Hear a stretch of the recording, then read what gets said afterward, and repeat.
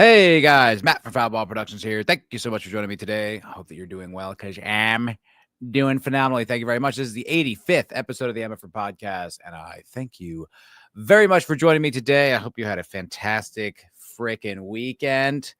I had a pretty good weekend. What is up, Sentient Dildo? Good to see you, sir. Good to see you, my friend. Yeah, I had a pretty nice weekend.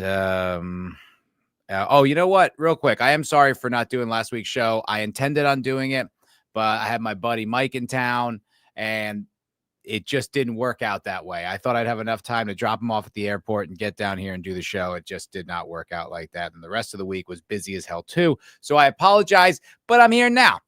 But yeah, I had a nice weekend. Play a little golf. Let's go. Went out downtown on a Saturday in Austin, Texas, which I have not done in some time. And I was reminded of why quite immediately. It's a fucking pain in the ass, man. Fucking normies. All you regular people going out on Saturdays, beat it. There's too many of you.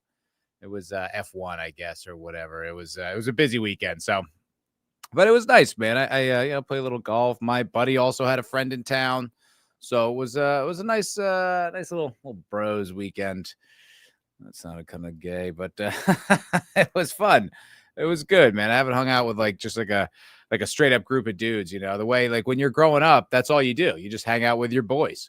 It's like there's like 5 of you and you guys just always kick it. It's not even really a question. You're just like, oh, where are you at? Oh, I'm at fucking Matt's house, or I'm, Cuba's here, whatever. And we just like meet up, play video games. I don't know. It's just like, it's the de facto, but the older you get, the less of like a group dynamic you have. And then it's like, it's more coordination. It's like, he's got the kids this weekend, or, he's got to work, or it's like this whole thing, So it's like when you do get to hang out with a group of with your buddies, it just made me think of something really funny, which I will share with you guys. But when you hang out, it's when you get to do that, it's like, fuck yeah, man. It's fun, And I got my buddy Mike. I think I got my buddy Mike into golf as well. It's spreading, I don't know what happens when white guys would just touch that golf club. All of a sudden, we're like, yes, golf. It's pretty sick. But okay, hold on a second. Mr. Vigilante Williamson, if you'll recall, he sent me a few reels. Which, okay, I'll pause for a second. It's reminding me. What's up, Zax? How you doing, buddy?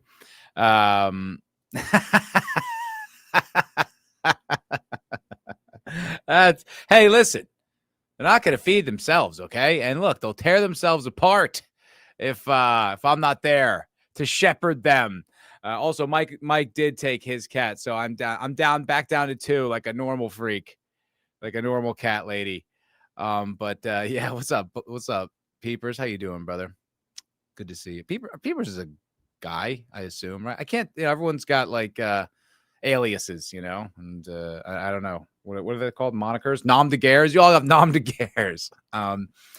Yeah, okay, so I had a pretty successful video come out. It was on Mr. Nick Fuentes. It's got 11,000 views, I think, last time I checked, and like 100 new subscribers. So that was pretty sick. That went well. Pushed me over 2,000. Fucking finally. Only took 5 fucking years, but yeah, it was cool. It was like I've been thinking about making that video for a little while, because I just kind of like each little clip I would see or each interview I would see, it kind of wore away the negative impression I had on Fuentes. And then it just hit me. I was like, I was way wrong about this kid. Like I was just off. I had totally the wrong impression, or maybe he changed, but whatever he is and whatever he's saying now, like I find it really interesting. Yes, Keck indeed, Sentient Dildo, Keck indeed. But if you haven't seen it, go check it out. It's in depth, but I think it's not fluffer. It's not filler.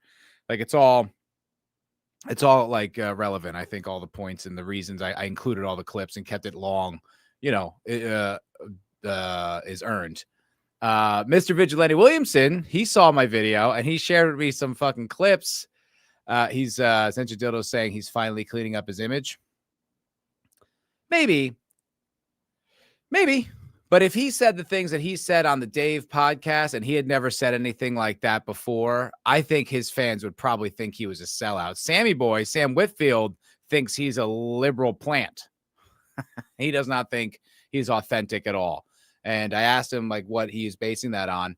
And he said, it's just kind of his intuition. And I was like, I hear what you're saying, but without any kind of evidence, it's hard for me to take that other than just your opinion. I don't think that.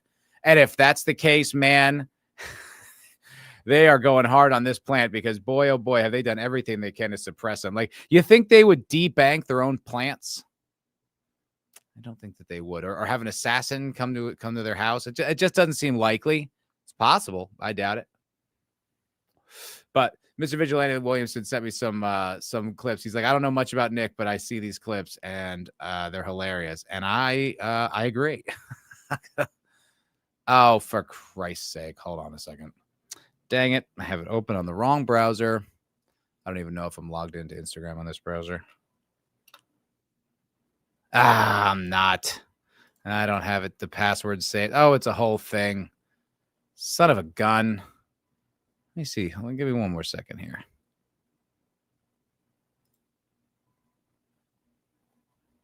Why is it only? There we go. Okay, I got it. All right. I'm a fucking retard. But I got it figured out. So Vidge sent me these reels. There's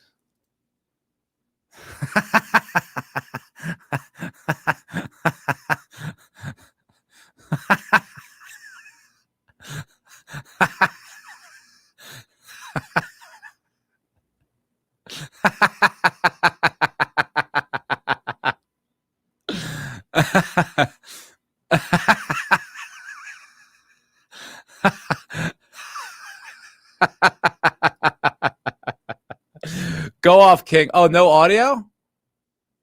Really? I'm just laughing to my own thing and you guys can't hear that? Really? What was that about? What was that? Oh, that sucks. Your site will be able to see. You guys couldn't hear that? Why is that? I can hear it.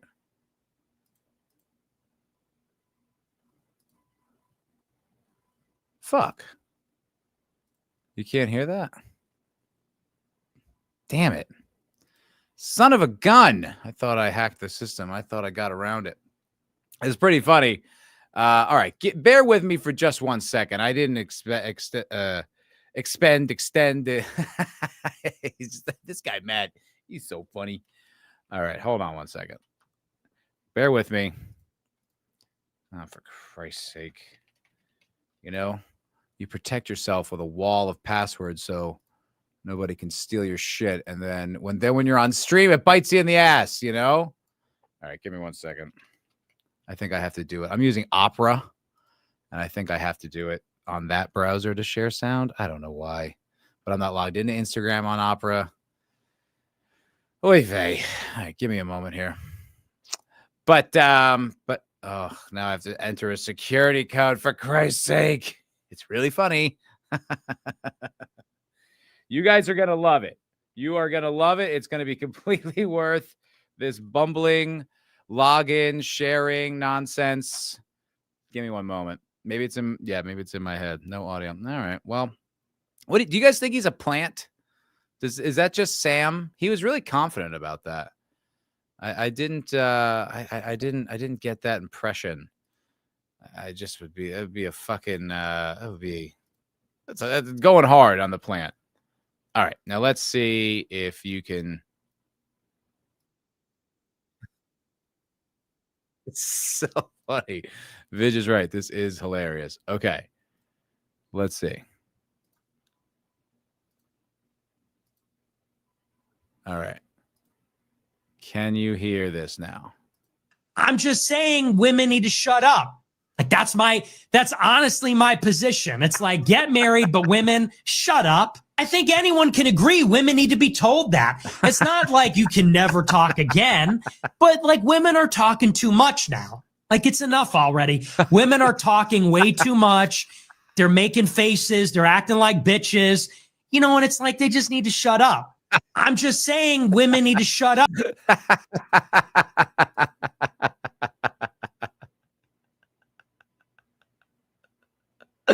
Based. Based as hell. I'm just saying women need to shut up. I mean, I agree. I don't feel like that particular strategy would have all that much success, but you know, no lies detected. I can't disagree with you, Mr. Fuentes. Oh, thank you for sharing that with me, Mr. Vidge. That's so goddamn funny. I got one more. So fucking great. On golf for real, for real. That's funny. You're gonna like my next video, Mr. Dildo. It's about the Zoomer right. So anyway, and before people say, "Oh no, look, yeah, marry your wife," but never forget your real friends are the niggas. Your real friends are the realest niggas you know. When the chips are down and your wife is losing her mind and screaming and yelling, your real niggas, those are the ones you can call up. And when you look back on your life, yeah, you're going to look back on the romantic shit with your wife, but you're also going to look back on the times that you laughed so hard with your racist friends. There's a lesson in this. Never forget. Dude, that's awesome. That is just hilarious. Thank you, Vidge. Yes, indeed. Yes, indeed. Yes. I noticed something in the comments of my Nick Fuentes video. It's like, you know, I'm not all that savvy on the man just yet. Although I guess that's some kind of a fucking character flaw, according to some of the comments. They're like mad at me that I'm not Nick. I'm like, I said I was wrong. This was my video, my mea culpa. Why do you think I'd have the same opinions and the same worldview? The whole conceit of the video is I didn't think like him, or I didn't see. I was wrong. Why are you coming after me for not being Nick? I'm not Nick. It's so weird. I guess I should have expected some divisive comments, but man, there was a lot of shit that was just like, I think you missed the point. I think the point is I'm coming around to the guy. It's not that I think everything he fucking thinks. They're like, oh, why the disclaimer? I was like, he's kind of a controversial guy. I wasn't trying to be a pussy. I was just saying. And it's like, yeah. And you can look at the comments section. A little divisive. There's some hostility in those comments. But I will say this. I'll say this to the Groypers and to Nick Fuentes' people. For the most part, they were very cool. For the most part, lots of positivity, lots of people being like, thank you for framing the Zoomer perspective like that. You know, I appreciate your insight. Da, da, da, da. So, you know, I'm obviously just honing in on the guys who were kind of dickheads. But for the most part, honestly, they were cool as shit. So, but I did see this thing in the comments section that I didn't know what the hell it was because I'm not all that savvy with all that. So I was like, what the fuck is Wang half? Wang half? So I had to Google it. There was like some guys being like, Nick's a Wang half, and I'm tired of pretending he's not. And I was just like, what? And it's white ass nigga going hard as fuck. That is what that's what Wang half is. If you guys are curious, if you happen to see that on the internet, I didn't know. I had to learn. I am quickly becoming an old man yelling at clouds. But yeah, that was very eye opening. And that video is still just crazy views, you know. Nick Fuentes, love him or hate him, guy does numbers. Does fucking numbers. I don't know what the Dave Smith podcast that I pulled those clips from was at, but last I checked, it was at like 1.5 million, which is pretty good. Pretty good. Okay, so let's talk some entertainment news there. This was interesting. I saw this. I was like, what? And I didn't really see it going around X. I think I rely on X a little bit too much for my news. But I didn't see this going around. And I was like, this is interesting. South Park abruptly ends 27th season halfway through planned length. Do you guys know that they just kind of quietly just stopped making South Park? Do you know that they sold South Park for like $1 billion and then they just stopped making them? That's a little odd. I think I'd be pretty pissed off, right? Like, you know, I think well, I don't know if I certainly, and I imagine many of you in the chat, hate the the Star Wars sequels. They're pretty terrible. But if they only made one, you'd be like, why'd you spend all that money? Regardless of their quality. Oh my God. Discord's going off in the background. I hate Discord so much. Why'd you make me use that Vex? I'm just getting alerts all day. Yeah, if they only made one, you'd be like, well, we spent more than that than just making one. So it's like they spent all this money to buy South Park, and then they just don't make them. Sedge Diddle, I stopped watching South Park a decade ago. Yes, dude, me too. Probably even longer than that. They have not been funny for so long. And there's all these people like on Twitter being like, oh, they're just making one-note Trump jokes. Where'd they go? They lost their edge. I'm like, where'd you go? They haven't been funny in years and years, man. Like that whole thing that they would do, that 7 Days to Air, that documentary they put out about how like impressive it is that they would like write their episodes and then, you know, in the same week they'd put them out. I'm like, yeah, that's why they fucking suck. That's why they're not funny. This isn't something to like be proud of. This is like an explanation as to why they're not good. Like good TV, especially good like 30-minute TV. MAGA stream. MAGA stream. Hello, Benfica Macau fan. I guess is that soccer or is that cricket? I don't know. Hi. It had its time, like The Simpsons. Of course it did. But like, so the thing about like short TV is like even like early Rick and Morty episodes, like every word is like every line is chosen like specifically, and each scene is well constructed, and you can like they almost feel longer. You know, it's like so much happens inside of that 21 minutes. And the original probably the prime of South Park, really, the writing was great. You know, they even have like a little video that goes around that's like spot on direction for great writing technique. And so it's like these guys know what they're doing. But, you know, I just don't know how long you can make something like that funny. I totally understand that. But it's just lazy. Maybe lazy isn't the right word, because I know they work their dicks off, but it just feels like the writing's lazier, the jokes are lazier. It's just, you know, the whole thing. Remember, like with the cheesing, where they would put the cat's ass in their face, and that would be like the joke, and it's fun to do. And you're like, I don't even know what's happening with you guys right now, and that was a long time ago. So, is Zoomer for ass, Matt? Oh, okay, I don't care. Okay, bye then, buddy. I'm not curious to learn the Zoomer culture in the sense of like, I don't give a shit what you guys listen to or find fun, like music wise or, you know, the way you speak, but I am interested in their politics. And I find the whole Zoomer waffin right wing, like the right wing Gen Z really fascinating. It's just such an interesting development. And I kind of learned a little bit about it doing the Fuentes video. So I'm curious about them, but I'm not going to try to act like a fucking Zoomer. Jesus Christ. Benfica is a Portuguese football club. Oh, okay, cool. Football. Neat. I don't care. Where was I? South Park sucks. Oh, yeah, right. Yeah, so it's like their jokes, it just seems irrelevant and not funny. And it's like, you know, everyone's got a sweet spot. I get all that. But man, they've stunk for a long time. So, but I'm curious about this. Is just so fucking weird. Like, I don't plan on watching South Park. I never did, but you just dropped it in the middle of it. Like, is this related to Charlie Kirk?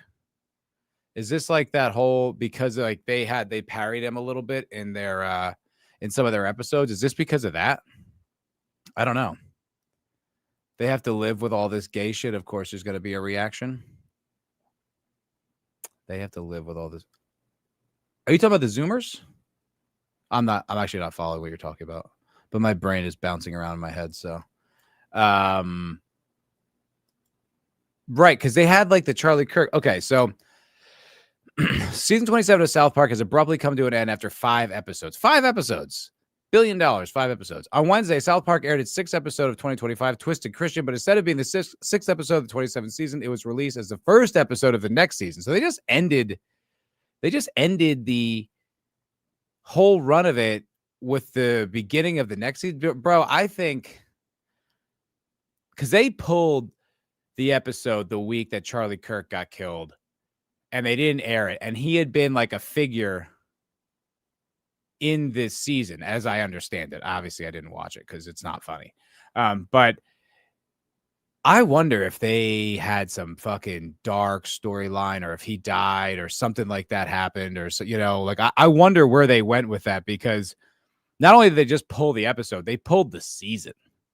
They abandoned that entire narrative. And it's like that. I don't want to say it's suspicious, but so like almost ominous. You're like, what were you guys doing? Like, what was the joke? Like, where were you going with this? Do you feel guilty? Like, I don't know. It's very odd. Like, it's just weird. 27 season 27 of South Park was originally supposed to run for 10 episodes. Even that. The show's creators, Trey Parker and Matt Stone, have not commented on the change of formatting ahead of the premiere of the 27th season. Parker and Stone, this is it, inked a 5-year deal with Paramount for the show's streaming rights worth $1.5 billion. $1.5 billion. They just dropped the whole season. Like, wow, that doesn't seem like you got your money's worth. I guess they're still making shows, so technically it's not like they're still going to get viewers or whatever, but that is wild. And, as lame as I imagine the jokes were, like I said, I didn't really see much except for a clip here and there, but as lame as I imagine the jokes of that episode were, it was getting a lot of press. I even had a buddy of mine who's like a lib, this dude Kevin, he was just telling me how funny it was, and I was like, yeah, okay, I bet it's fucking hilarious. Also, the right wing is correct. They didn't touch Biden for 4 years. Really? There was nothing to make fun of there? There were no good jokes about an old man with dementia? Nothing. Really? Okay, I guess you guys just couldn't think of anything. Maybe you did lose your edge, and you were just stumped, just creatively stumped. Nothing came into your head about this old man who can barely speak. It's like walking corpse. Why would the guys at South Park be able to come up with anything? But you know what? Far be it from me to tell anyone how to do their art. I would say what you should do is just make 40 fucking jokes about Trump's dick and call him gay. Whew, that'll show him. Good stuff, guys. What's up, E. Clay Thomason? What's cracking? Tis just corpo risk assessment crap. Doubt the two of them wanted to pull it. That's interesting. But they've always, I don't know. Because in the past, they were really vocal about the episodes that Comedy Central wanted to pull, like the Muhammad episode and the Trapped in the Closet episode with about Tom Cruise and Scientology, where they exposed all the crazy things that they believed. But they were very vocal about that, like when they would, when there was pushback or the potential that they would get taken off the air, they were always like really like, no, do not do that, like, in their own way, but they were very vocal about it. It would seem very contradictory if they just were like, nah, we'll just not say anything. It's like, I think I imagine that the content of these episodes was probably pretty bleak. That's my guess. I'm just obviously just speculating. I have no idea, but I do think this is fucking weird. The season was a subject of widespread attention due to its focus on current politics. Trump, Kristi Noem, blah, blah, blah. And yes, this is what I mean. See, the season's second episode titled Got a Nut drew 6.2 million viewers, dude. In 3 days, like that's almost like appointment TV. That's almost like those are big fucking numbers for like a cartoon in its 27th season. And I bet Paramount, it's the highest rated episode since 2018. That was 7 years. So I don't know, man. I don't know what could have happened behind the scenes that they wouldn't say anything, that the corpos just pulled it. I don't know. It is weird. Like I said, I don't give a shit about South Park. South Park sucks, but I do find this and I hate saying that because I grew up on South Park and I used to, I was a teenage boy right when that show was in the like the prime, so that was for me, you know what I mean? That was my Beavis and Butthead, and love South Park. But yeah, it got lame, got unfunny, but there's too many references that I still pull out like in my daily life, like Jimmy, like, well, what did you forget? It's just it's so great. Or Timmy. Lords of the Underworld. Starvin' Marvin. There's too much shit that ruled about South Park. It's unfunny now. And like you said, they had their time. Oh, you were talking about the Zoomers. Okay, that makes sense. Yeah, they had to live with all this gay shit. Of course, there's going to be a reaction. Yeah, dude. Really, I watched a video by this guy. Shit, he has some name like the Baron of something. I don't know, but he kind of like talks about like woke culture and whatever. And he has like the woke awards, and he did something about like this show, the wokest show of all time or whatever, and it was called Dear White People. Do you guys remember when that was on Netflix? Because I remember when that was on. I never watched it, but I remember there was some white girl that I worked with. She's like, "Oh yeah, no, it's like actually you should watch it. I think there's like some good stuff in there." I was like, "I'm good on watching the Dear White People. The white people are evil, racist piece of shit show. I'm probably not gonna watch that one. It seems to be on every fucking channel nowadays." But I watched his video on it, and god damn, dude, I forgot just how aggressive and heavy-handed and just bleak that stuff was back then. It was God. And if you were a teenager then, it's like, yeah, no fucking wonder. No wonder the reaction has been so strong. You know, like how could it not? You basically, you know, in a way, there is a parallel between the actual Nazis of World War II, because like at the end of World War I, they're all saddled with the guilt, the responsibility, and the financial obligation of all the costs of World War I when it really wasn't their fault.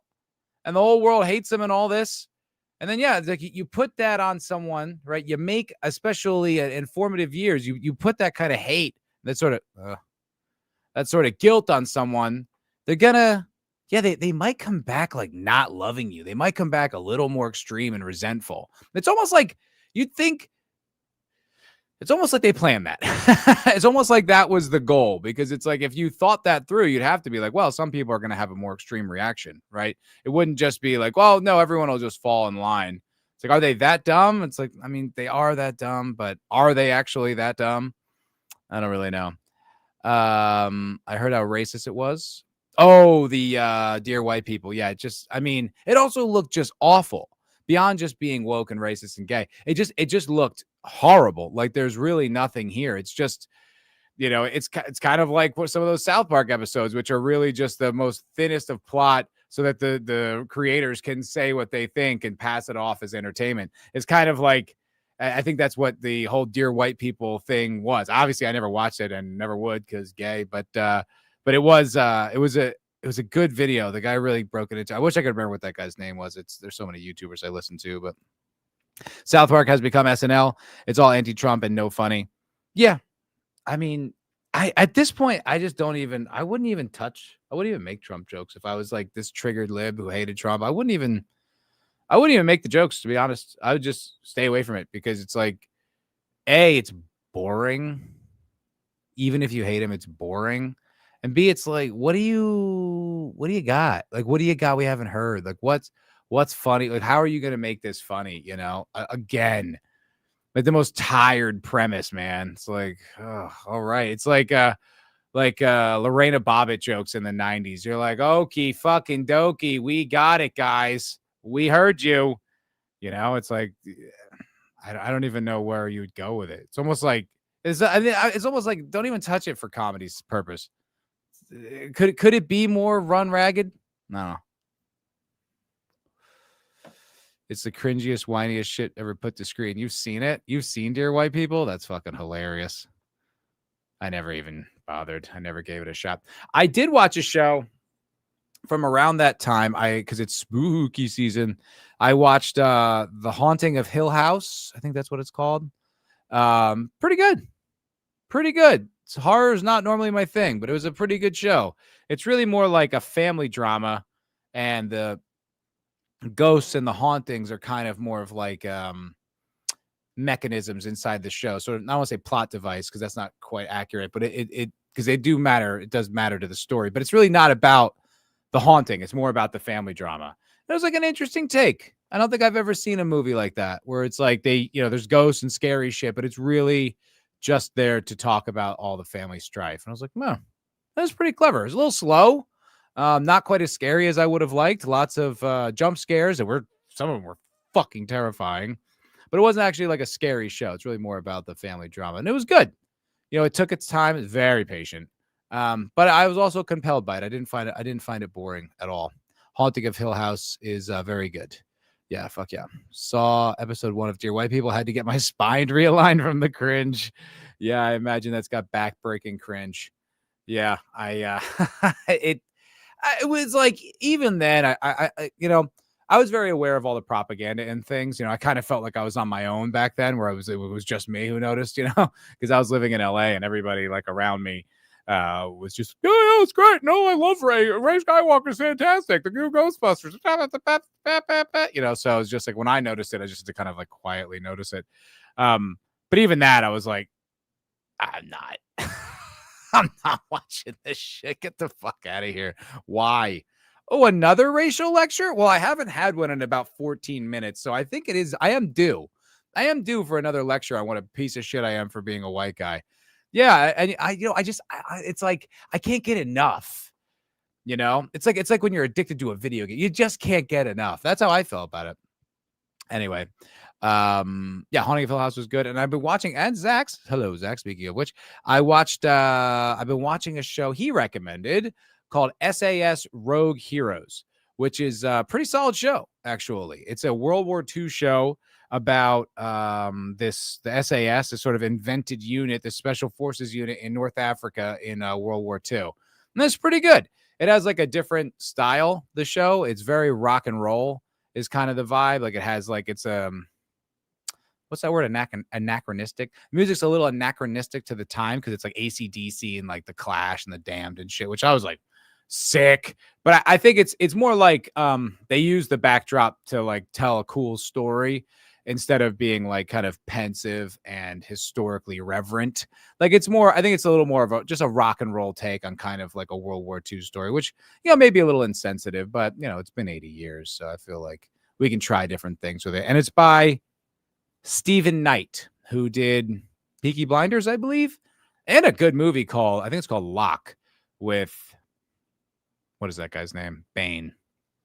What's that fella's name? That big fella. And he's in Mobland. Tom Hardy. And it all takes place in a car, the whole movie, on the phone, and it's compelling, which that's an achievement. That is an achievement. And they did that, and it's just short enough. It's like 80 minutes. It was it's like an experimental film, but it was like pretty damn good. What did you share me, Central Diddle? I'm always very wary of your links, sir. I'm always very wary of your links. What did you send me? No, is this?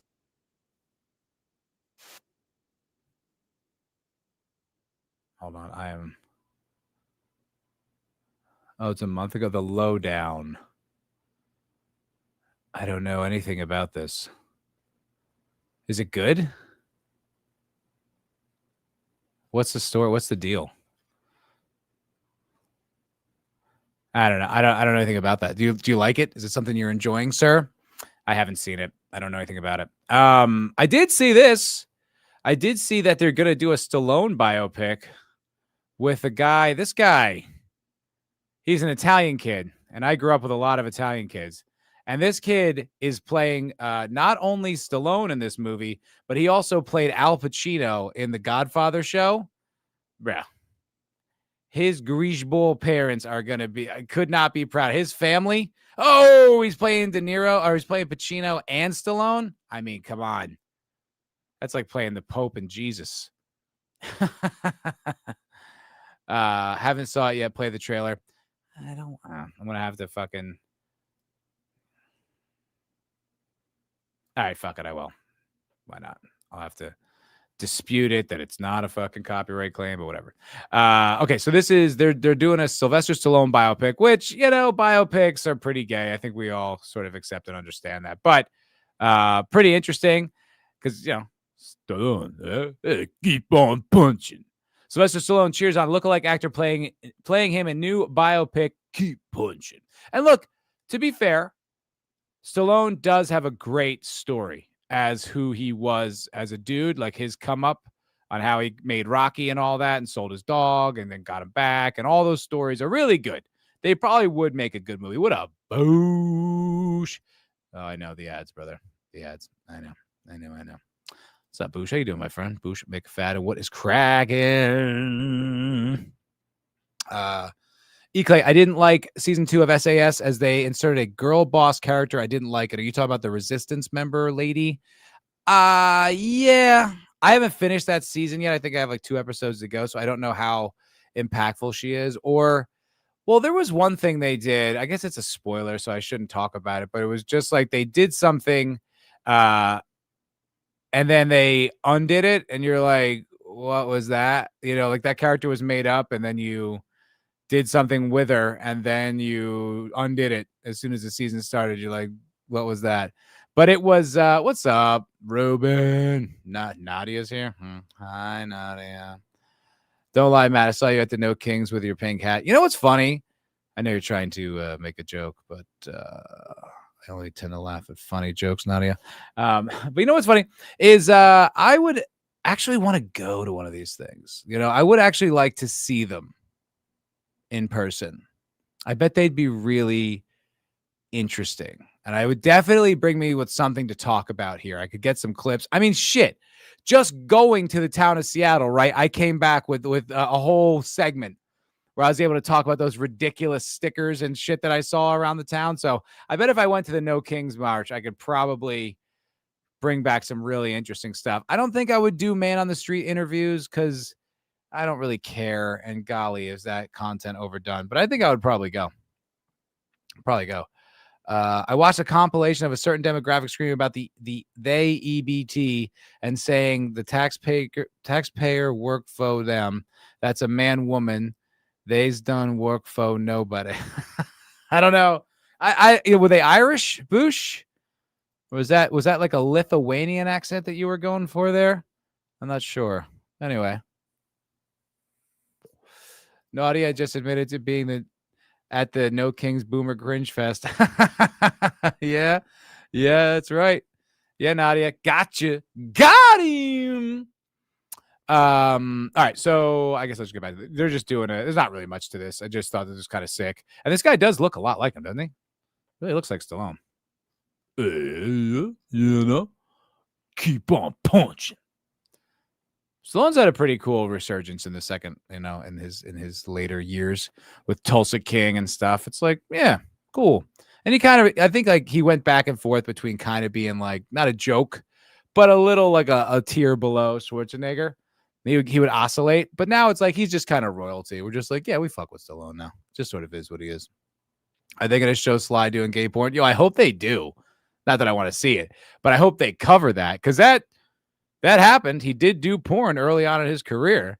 I think that would be interesting for the movie. I don't know. I mean, geez, they barely even covered that Freddie Mercury was gay in the Queen movie. So, who knows with these biopics?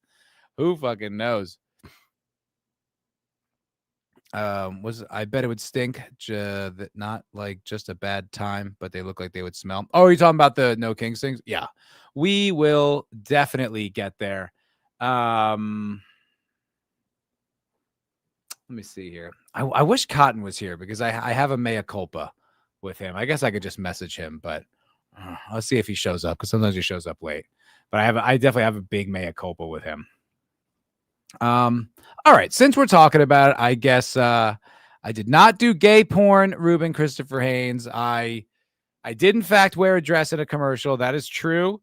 And I did play a table where I was wearing bondage gear. That's not gay porn. That's different. Okay. And remember, if you remember the lore of Matt and Foulball Productions, I turned down softcore porn, right? That's where the meme should have gone to Romania came from.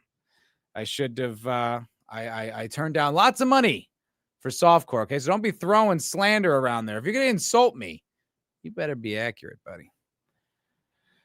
All right. So over the weekend, I got to say, listen, to be fair to the Boomer Libs, be fair to them. Those protests, that was a pretty impressive turnout, man. You know, I seem to remember in Great Britain, in jolly old England, just a few months ago, when Tommy Robinson's, kind of immigration protests and all those dudes came out there to, try to save England from the hordes of invaders they have to deal with. And similar numbers. And I think people were very happy with that. So as much as it's fun to dunk on boomer libs, you got to give them their flowers. That's a lot of people to get turned out. Yes, many of them are retired and on pension and on Social Security. I understand that. I'm not denying that. But I am saying it was an impressive turnout. It was a very impressive turnout. Should have went to Romania. I want an update on your Shishka bride. Oh, this is Boosh. I was like, what are you fucking talking about? I have no Shishka bride. Okay. But, so to the booms. What the fuck was that? To the booms, you got to give them credit for their turnout. Protesters nationwide hold no kings. Bro, let's be honest. That shit is so cringe. What does it even mean? Like, what does it even mean when they say no kings? Like, you're like, what are you fucking talking about? Like, if anyone is acting like some kind of a monarchy, I'd say it's the people who censor those they don't like and steal elections. Allegedly. And that's a conspiracy theory, YouTube. I would never even suggest that. That's just what people would say online, not me. They'd be on X, on that racist X. That's where they'd say that. I wouldn't say that here, not on YouTube. No, I wouldn't. I wouldn't do that. They got nothing better to do. They're retired and living from selling their homes to BlackRock. Yes, indeed. But they did come out in force. Look at all these boomers. Oh, there's going to be a fucking ad. 3 minutes. God damn it. Look at all these booms. Significant crowds in major cities like New York City and Washington, D.C., and even in London. How can fucking Great Britain just worry about their own shit, please? Every goddamn day on Twitter, I got to see John Cleese, who I loved from Monty Python, spurg out about Trump every day. Hey, asshole, worry about your own country. You've got your own problems with your own leadership. Why don't you talk about that? Keep my name out your motherfucking mouth. I'm sick of hearing fucking foreigners talk shit about my country. Shut up. I don't want to hear it from you. I don't. Oh, fuck. God damn it. Well, there we go. Will it play or have to see another fucking ad? I think I have to see another fucking ad. Unbelievable. That gets my goat. You want to weigh in once in a while, that's fine. But if your whole thing is talking shit about the president that we elected in this country, I don't want to hear it, buddy boy. We sent you packing twice. We'll do it again. While some leaders feared the marches could devolve into violence, they're a little old for violence, let's be honest. There were no reports of violence or arrests at the afternoon rallies. However, there were many people who were missing their nap. Amid the ongoing government shutdown, Republicans have argued that the protests are simply an effort to distract from current government shutdown battle to appease their base. Republicans have argued, I guess. I mean, that's possible. Like, sound the troops, Gondor calls for aid. But I don't know. I think they're just gay libs, It's both of my parents are boomers, right? And they can't handle the Trump thing. They really can't. It's kind of sad. Like, their brains are fried. Like, my dad sent me an article the other day, and I was like, Dad, let's not do this. First of all, I don't want to play the propaganda war with you, because I will, and I will bring you a lot of information you don't have. But he sends me this thing. I think it was about George Santos or what. It was just something, and I was like, oh my God. But Trump did something to the boomer brain. I don't know what. The boomer lib brain is absolutely fried by Trump. There is no, there's no reasoning with them. They are like the invasion of the body snatchers. It's like they're the pod people, man. Like, they're just like, they just can't. I don't know why. I don't know why. Like, logic has just left their brain over this guy. But man, they are fried. and absolutely cooked about it. But you know, Mr. Sargon of a kid, he did a pretty good video on this, and I want to watch some of it to be completely honest here. Some commie organization named Indivisible paid for the No Kings protest with massive donations. I heard such a thing. I did hear such a thing.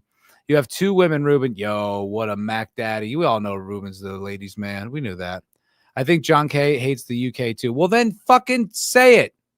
Talk about that. Stop talking about my king. My king beat up your king. Does he even live in the UK? Oh, you know what? That's a good question. Maybe he doesn't.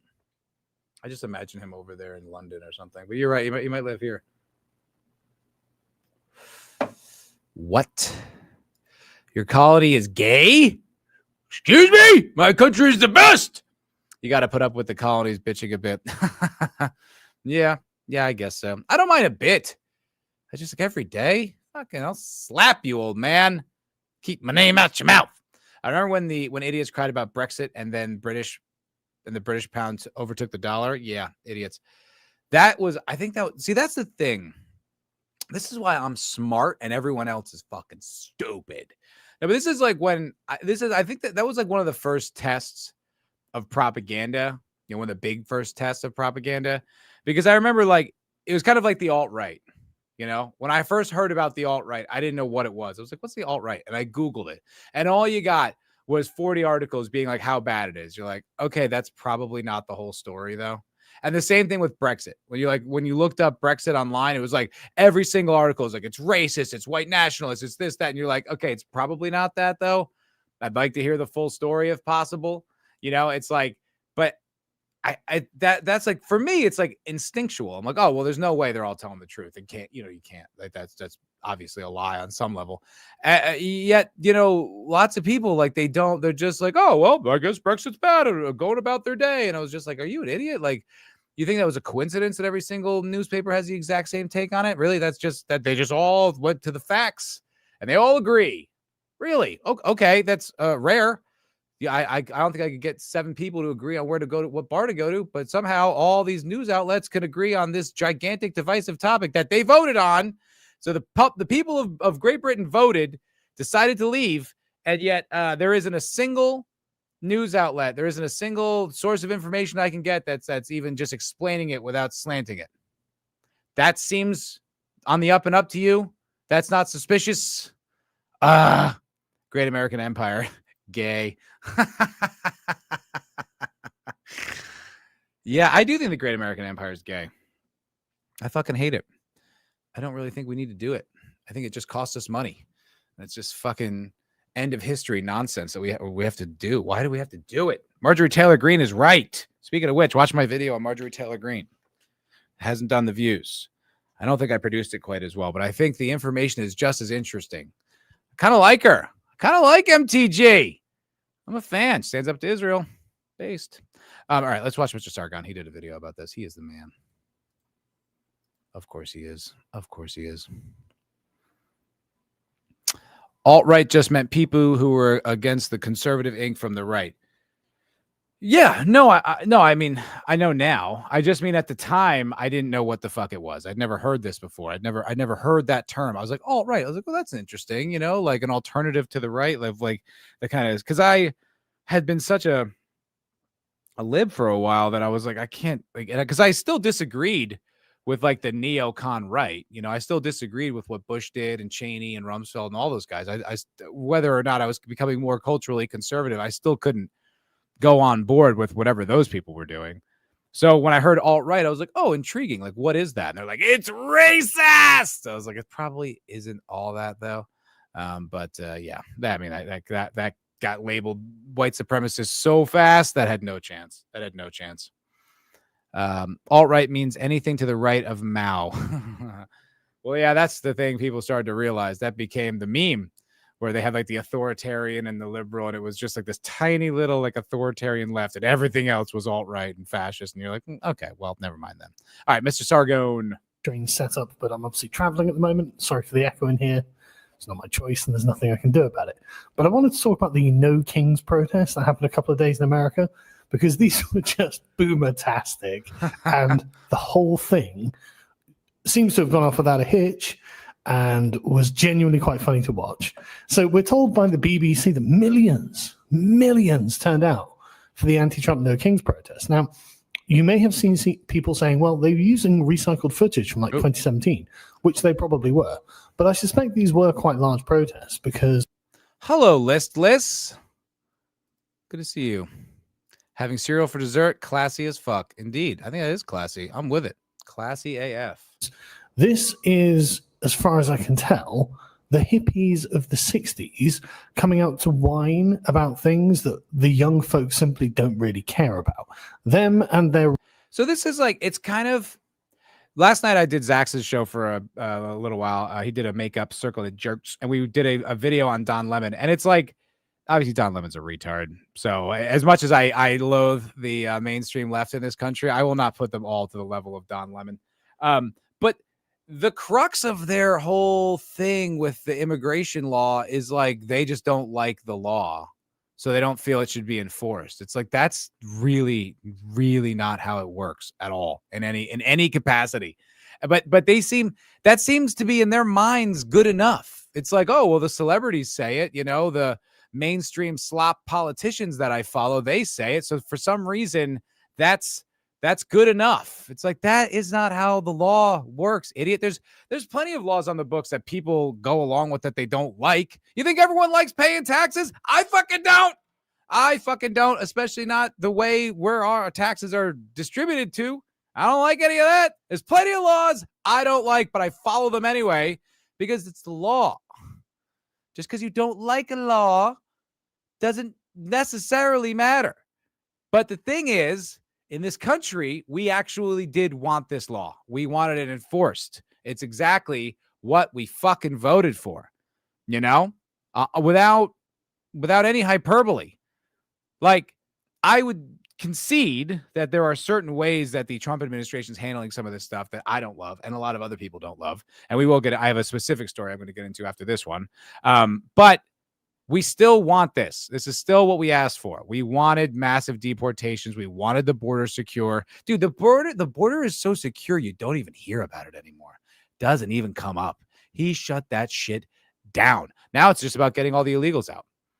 So it's like, we exactly wanted this. Just because you didn't, wah. The right in this country didn't want Obama for 2 terms. We didn't want Biden for a term. Wah. We complained, and that's it. And we, hopefully elected a better person the next time. But it's like, you don't like, just because you don't like it, it doesn't fucking matter. It doesn't fucking matter. A homo with a journalism degree got stuffed by an immigrant who knows basic English. That is spot on. That is spot on. Don Lemon says crime isn't illegal. That's true. Misdemeanors aren't crimes. So go out there and steal. Go out there and steal, according to Don Lemon. Your border is secure. Maybe ours is wide open. So there's that. That's interesting. I don't know anything about that. Wide open to whom? Are we dumping our Mexicans on you? Oh, yeah, but you guys get all the Indians. Yeah, you do. You guys are becoming fucking Canada stand. Canada stand. Matt, they be putting handcuffs on them. That's not what America's about, bro. Let me tell you. Let me condescend to you, Mexican woman. Don Lemon's a fucking gem. Never changed, Don. Radicalized grandchildren are the only people who care about this. And so this genuinely amused me. But as the BBC says, huge crowds took part in the No Kings protests against President Donald Trump's policies in cities in the US on Saturday, including New York, Washington, D.C., Chicago, Miami, and Los Angeles. So yeah, major left-wing strongholds. Duh. We got the Sinaloa cartel. This is listless.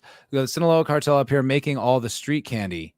I wonder if they fled. I wonder if they fled the United States and were like, whoop, they're coming after us. They're up our ass. Let's get the hell out of here. I mean, I was asking a friend of mine, well, not a friend of mine, a friend of a friend who partakes in the distribution of medicines that may not be legal by the FDA or the federal government. But I was asking if prices have gone up because of all the, increased border regulation. And he said he didn't notice any change. I'm like, you'd think, Right? You'd think of all things that would go up, it would be cocaine. You think cocaine would get more expensive, right? How are they getting it over? It's kind of suspicious when you think about it, really. It should skyrocket. Like, how are they getting it over the border? Isn't that weird? I mean, you can't. I've looked it up. I've looked into this. You cannot grow cocaine outside of where it grows. Because I had an idea for like kind of a Breaking Bad type of screenplay. Because some woman said to me, like, I want like a farm to table cocaine. And I was like, oh, that's an interesting concept. I was like, that'd be a good concept for a show. And then I looked it up. It's like, you can't, outside of those mountains in like Bolivia, you really can't grow that shit. It's very altitude specific. It's a very tough plant to grow. And I was like, oh, okay. Fun fact. Did you know, this is interesting, and this is true, that the largest, I believe in the world, the largest private owner, or at least maybe the largest private legal owner of cocaine is still the Coca-Cola Corporation. Look that up. I'm pretty sure that's true. They still use cocaine to for like dental shit. Isn't that interesting? That whole coca and the like, oh, that was a long time ago. It's like, no, it isn't. You're cocaine dealers now. That's like a thing. No one talks about that. Cartels are just an idea. Yeah, that's fucking hilarious. Not so much fled as expanded. They are running the Fent labs up here. Oh, well, okay. That makes sense. Along with China's supply distribution. That's good. Does your friend's medicine smell really good? I wouldn't know. I've left that part of my life behind me. You know what I mean? Can I meet your friend? I want to interview him. I don't know if he's doing interviews yet. I'll have to ask. Can you grow it hydroponically in a greenhouse? I don't think you can. I really think it's the altitude, and it's a particular. I don't know. I didn't look into it that deeply, but I don't think it's the type of plant you can grow outside of where it grows. I know several people who had it as house plants. Oh, maybe I was wrong. I thought you couldn't grow it outside of those mountains, but you know what? I am just an idiot YouTuber, so. They get it in a million different ways. Motherfuckers have submarines, lol. Yeah, I guess so. Novocaine, right? Yeah, isn't that weird? Novocaine, cocaine. You do live at over 7,000 feet. Well, there we go. There we go. Indeed, cocaine is a hell of a drug. All right, back to Sargon. Thousands packed New York City's iconic Times Square and streets all around, with people holding signs with slogans like "Democracy, not monarchy," and "The Constitution is not optional." What does that even fucking mean, Libs? What are you talking about? Like, they can never be specific about what in the Constitution he's not adhering to. And by the way, we had fucking 8 years of Barack Obama. I didn't hear you saying a peep about the destruction of the Constitution under him. Not a word. In fact, you gave him a goddamn Nobel Peace Prize. So I don't want you to pretend like you give a shit about the Constitution. You'd wipe your ass with the Constitution if it gave you fucking Biden or Kamala for 4 more years. So shut it. Fucking boomer libs. But what are you talking about?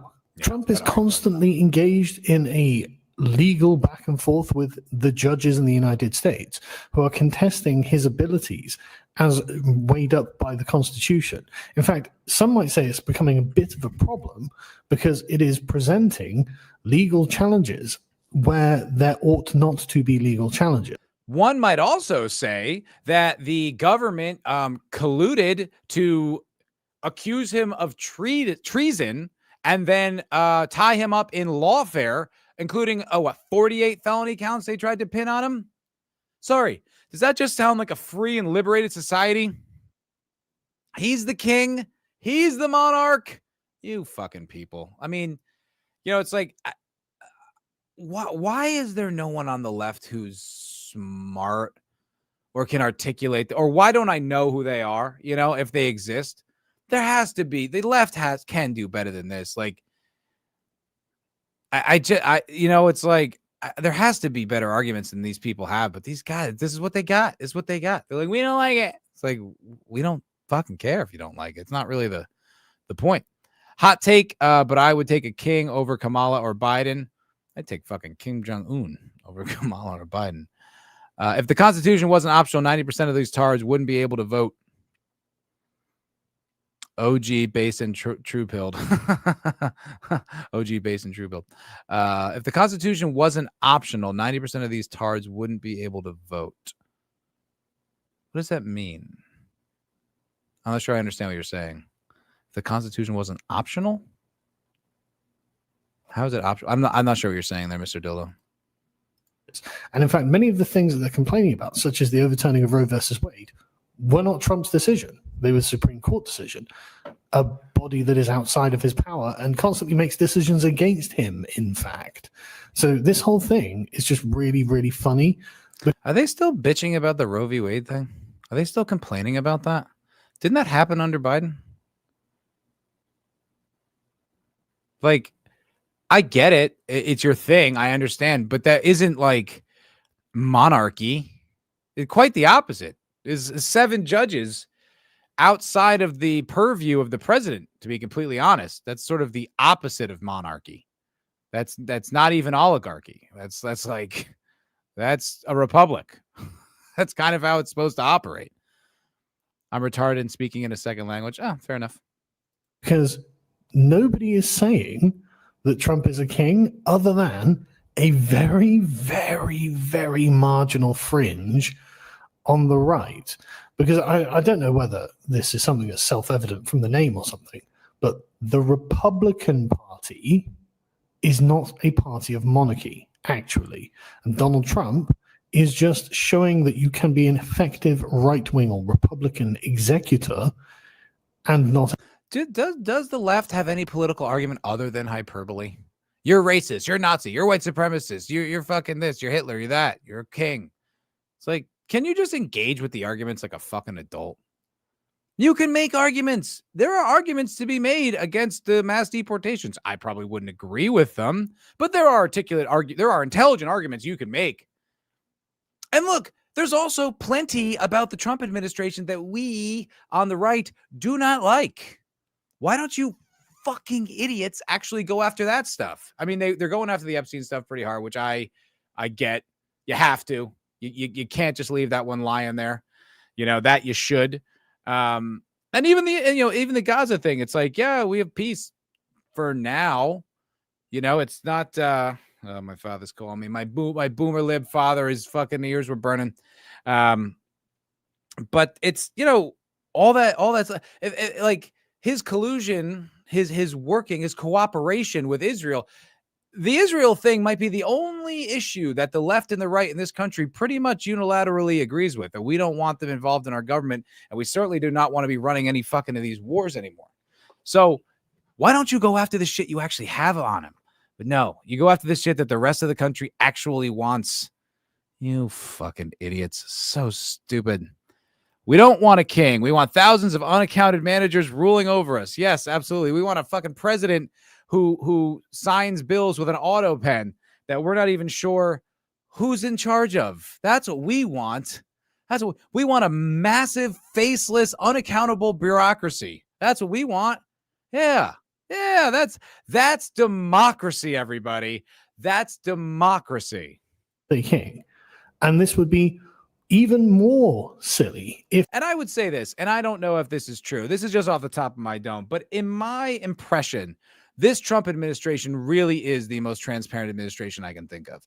That doesn't mean all the managers, all the bureaucratic people are, you know, getting flushed out and everything's a utopia and everything's perfect. But I've never seen such scrutiny, such conversation, such, you know, objection and point versus point about a president in my lifetime. Even Trump won. I don't think there was this much conversation about every single move he made and how much, and the people involved and all the extra players. Maybe I just wasn't paying attention to politics that much, but I do feel like this administration is different in that sense. It's like we all kind of know what's up and we're talking about it. We don't agree with it, with things and this, that, and the other, but I don't feel like it's all happening behind the scenes. I feel like it's happening right in front of us. And like, you know, probably a monarch wouldn't do that. Idiot. Donald Trump was acting beyond his own democratic remit, but I don't know whether you remember, he won the House, the Senate, the popular vote, and the presidency in the last election. So to argue that somehow Trump doesn't have a democratic remit for all of this would require you to explain why winning all those votes didn't matter. So anyway, let's return to the BBC article, because like I said, this is funny. This is just boomer delusion. Several US states had mobilized the National Guard, but organizers said the events, which drew nearly 7 million people, were peaceful. I'm sure they were peaceful. Old people tend to be peaceful. Old people tend not to be a violent demographic. And a bunch of old boomers standing around with their stupid signs saying no kings or we don't want this. Well, too bad. Everyone else voted for it. This is what you get. Fucking A. Exactly. It's like, and the thing is with the libs too, it's maybe it's just the cognitive dissonance of believing something for your entire life just falling apart in front of your eyes. But you had your fucking time. You had your time. Republicans, right, in this country, we had Bush. That guy sucks. You know what I mean? That he's just a neocon, statist. He's not. He's not even he's just a guy. And then what? Bush Senior. Got to go all the way back to Reagan before there was like a popular kind of Republican that could help the country kind of stay on its feet. You guys, the libs, you had your time. Look what it got us. Housing, incredibly unaffordable. Medical, incredibly unaffordable. Still doing these fucking wars. Still doing the world empire. Immigrants, just thousands of them, just running. Crime rampant. You lost. Your arguments lost. You were wrong about all of it. Move the fuck over. Go sit on your fucking porch. Drink your lemonade. Watch the football. Okay? Just fucking enjoy your golden years. You made it. You took all the wealth with you. Now fucking enjoy it. Yes. Trump isn't fabricating powers out of nothing. And there are genuine problems in these Democrat-run cities that need solutions. So why shouldn't Trump be able to do the things that he's doing? And the answer is just literally, we don't like it. That's all it boils down to. That's the whole We argument. don't like it because we're liberal boomers from the 1960s. And as far as we're concerned, history ended 50 years ago. And we haven't caught up to the fact that actually things are still going. In an interview. And we were wrong about everything. We were completely wrong about absolutely everything. Every one of our ideals, every one of our cherished victories, they've almost all turned out to be bullshit. Okay? So shut up. Just stop. And admit you were wrong. Or just sit this one out. Crying out loud. Lazy midwit commies, the worst. They're not, though. They were born in the golden age and everything's going to be perfect. And, we got our political fights, man. We're going to stop racism and sexism, man. Yeah, even worse. It's just like, and they're so cooked. But, it's also, they all voted for Reagan. So I don't know what the fuck the big deal about Trump is. It's just like, yeah, he's more bombastic. Yeah, he's got a different style of communication than, we're used to. Okay, but it's been we're going on 10 years of this. Aren't you used to it yet? Grow up.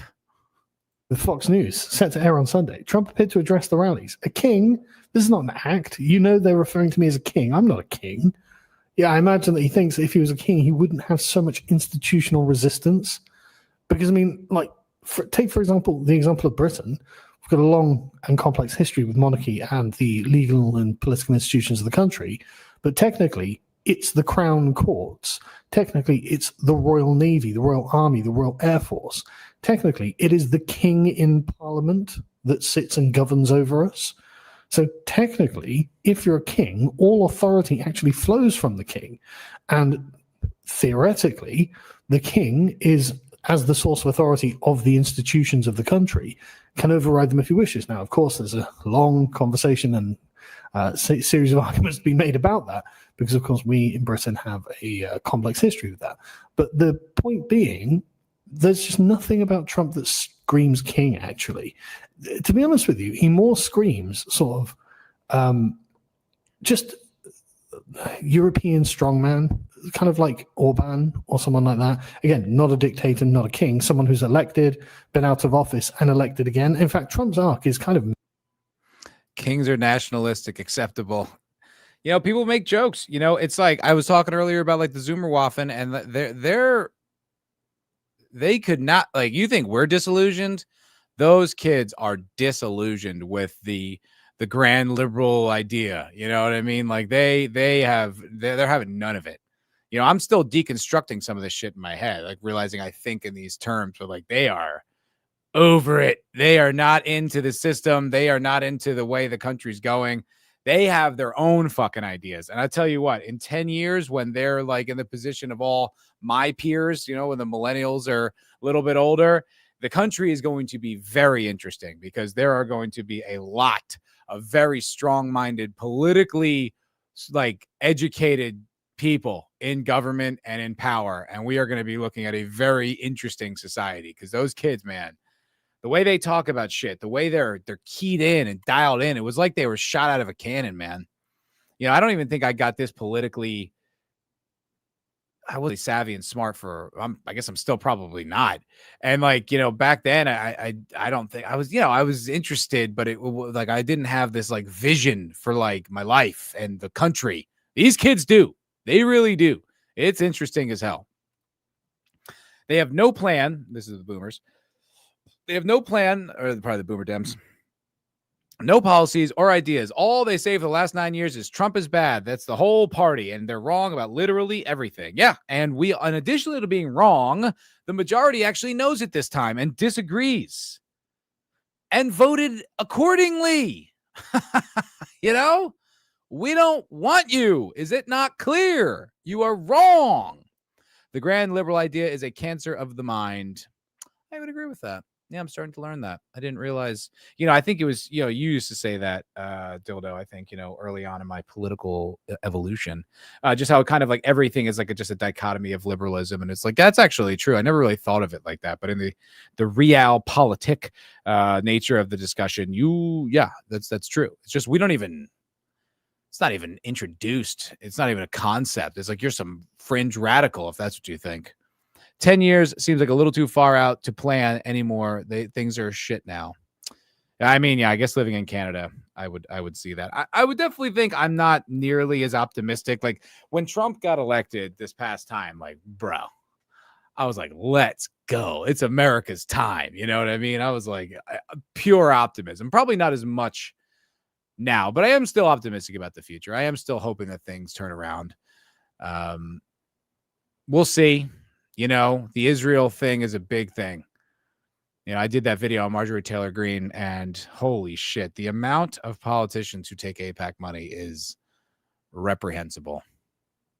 It is it's all of them. It is the majority, and it's disgusting. It's a foreign nation with that much influence over our people. It's like that is a big knotted mess that needs to be untangled, and I don't know how we're going to do that. That is scary. The intelligent kids today are few, but they are hardcore Republican. They're not even Republican. They're like traditionalists. They're like conservatives. They are like crusaders of old. You know what I mean? These kids they got their own ideas, man, and they are not looking for permission to see them validated. It's like, wow, these kids are going to be something. They're really going to be something. The stupid kids are Democrats. It's hilarious. The women, I think it's right down gender lines, for the most part. Obviously, my friend Mike, you guys have met him. He's a little commie bitch, but he's not really a commie. I just like to say that. But no, I mean, that generation is split, bro. And it is a vast divide. We're the true progressives, not the Democrats. Conservatives, indeed. Conservative Inc. Absolutely. True, the U.S. is a different tale, but this federation up here is over. I feel really bad, because I think like England has it bad, but I think they know it. And they collectively are like, fuck this. We are changing this shit. Like they're just the line has been pushed too far. And it is no longer, we're not doing this shit anymore. Whereas I don't think Canada's there. Canada seems like they're at a desperate sprint to make sure they can never recover. And that's scary. And that's sad. I feel bad for Canada. It's like, how many Indians did you guys like import in the past like year, 2 years? It's like insane. It's like completely irreversibly changed the demographics of Canada. Canada's like an Indian country now. It's like, how the fuck How the fuck did you let that happen? And I don't mean you. I just mean anyone who influenced that. That's insane. You just destroyed that country for what? Why? To own the right? Good work. Good stuff. We're still in the daddy China save us mode. Yeah. You guys are in dire straits. Pray for our Canadian brethren. Mirroring Orban's quite weirdly in this way. Just a strong populist, nativist politician, just a president, obviously. So this hysteria just looks absurd. Like from outside of America, these people seem bonkers, absolutely bonkers. Beth Zaslov, a freelance writer and editor, can you believe it, said she had joined the New York protest because she feels outraged and distressed at a move towards fascism and authoritarian government happening under the Trump administration. I care a lot about New York City. It gives me hope to be out here with many other people. Well, I mean, what's your plan? You got another? It gives you hope to know that you're like desperately out of touch with the entire country. Does that give you hope? Does that make you feel good? You guys are completely isolated over there, and we don't care what you think. You used to run this country. The two coasts, though, they were the intellectual leaders of the nation. Now it's like, shut the fuck. It's like hearing when actors weigh in on stuff. You're like, I don't even. It's like static. It's like white noise. I don't even hear it. You're like, okay. Oh, what? You don't like Trump? Oh, well, what a departure. How innovative your take is. It's just like, Jesus, man. We know. We don't care. What don't you get? What? How does this message need to be delivered to you so that you understand we heard you? We don't give a shit. What, 3 years of Donald Trump? That's just him going to be doing stuff. No hate, no fear. Immigrants are well. We're not even through the first year. You got a long time to go. Welcome here. Thank you, Miss Zaslov. And I'm going to guess that it's Miss. But again, look at it. It's all of the greybeards, the liberal greybeards, who have come out and been like, oh, no, wait, this wasn't the America I expected in the 1960s. I was listening to John Lennon's Imagine. Fuck John Lennon's Imagine. Fuck your opinions on it. Massimo Mascoli. Fuck John Lennon's Imagine. That's awesome. I love that. The managerial technocratic mind thinks people are just fungible economic units. So what difference does it make if they're replacing the local population with a foreign one? Yeah, I mean, they have so thoroughly beaten the concept of nationalism out of the minds of these Western populaces that it's like, it literally is like synonymous with hate and bigotry and like the Nazis and the KKK. It's like, it's that severe that they're just like, what's the difference? You know, anyone can be a fucking commie or a Canadian. Anyone can be an American, sorry, commie Canadian. It's almost interchangeable. Like an American, like you just come here and just show up. And you get your paperwork, and that's it. There's no such thing as cultural cohesion or tradition or cultural mores. It's literally, if you're inside the borders and we give you the paper, congratulations, you're now German. It's just insane. It's like, especially in Europe, like like America, we do have the foundations of Christian, European. We should embrace that. We should, allow that to be our identity, because it is, and how it has been. But in Europe, especially because those cultures are so old. I was hanging out with some buddies this weekend, my buddy Connor, and he had a friend in town from Ireland, right? Connor's from Ireland. And we were talking about that. And I was saying the way, in America, like when you grow up, like you don't say I'm white.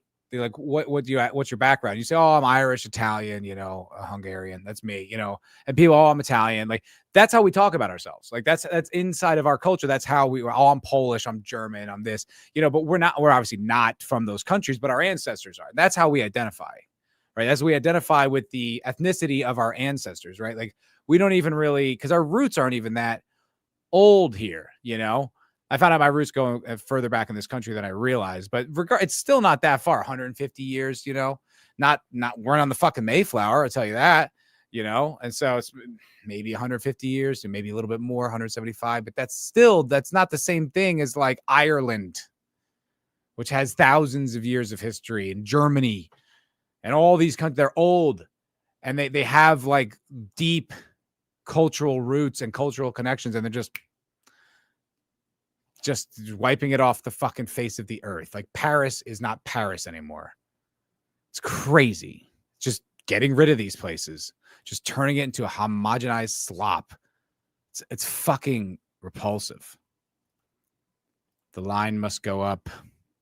The line. Hey, what up, Sammy boy? We just talking about you, buddy. Oh wow, I made it this far as a member. 8 months. My N-word. Thank you very much. Thank you, brother. That is fucking awesome. Islamists are nationalistic as fuck. True. Facts. We need a crusade. We need a crusader king. This stream has solidified the idea. Well, let's go. Let's take it back from the hordes. Saying there's no ethnically Canadian for most people. I'm Irish. See, that's what I'm talking about. That's exactly what I mean. That's exactly what I'm saying. Hey, what's up, Mike? Syria is not nationalist. Oh, here he goes. Here he goes, guys. You got him fucking started. You got the little commie. Like, actually, technically, tell him about Mondami, you fucking Trotskyite.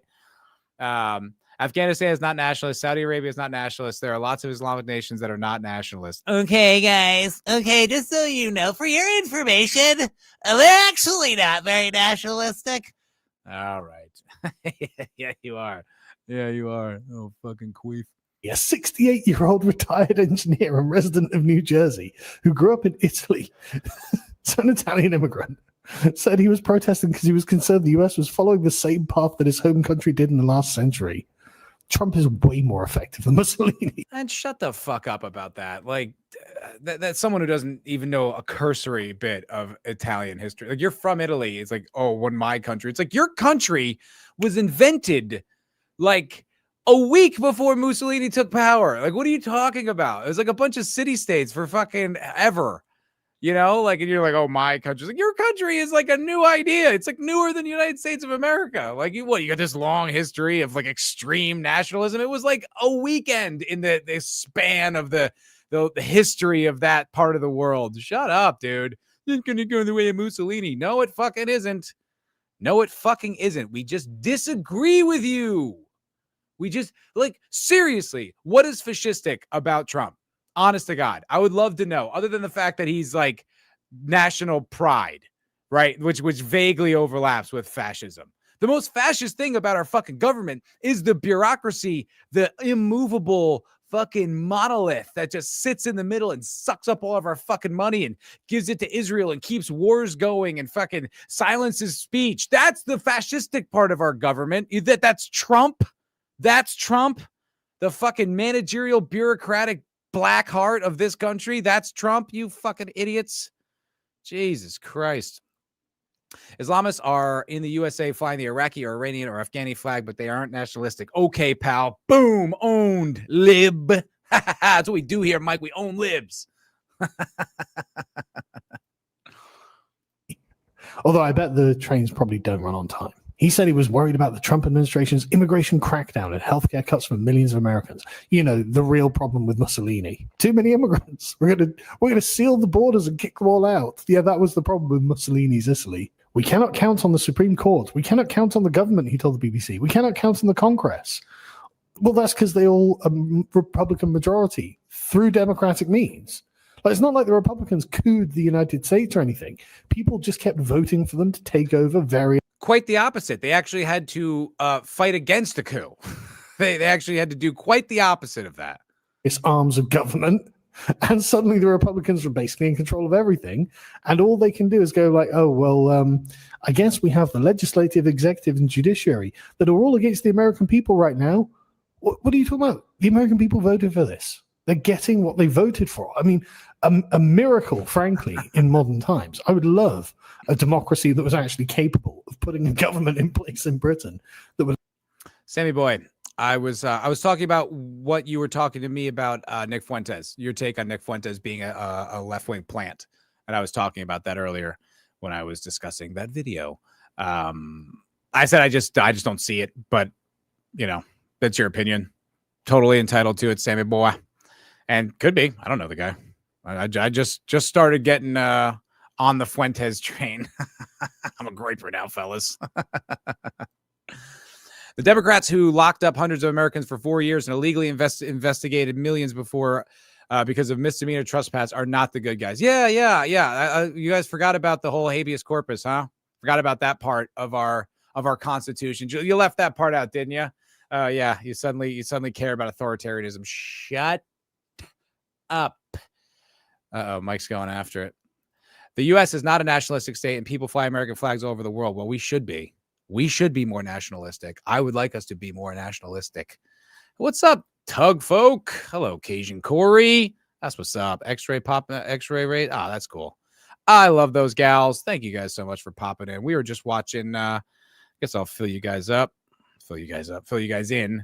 I want to talk about Sargon of Akkad here is talking about the great hippie boomer protests, the No Kings protests over the weekend, which are utterly hilarious. So let's talk a little bit about it. Allow us to get what we voted for.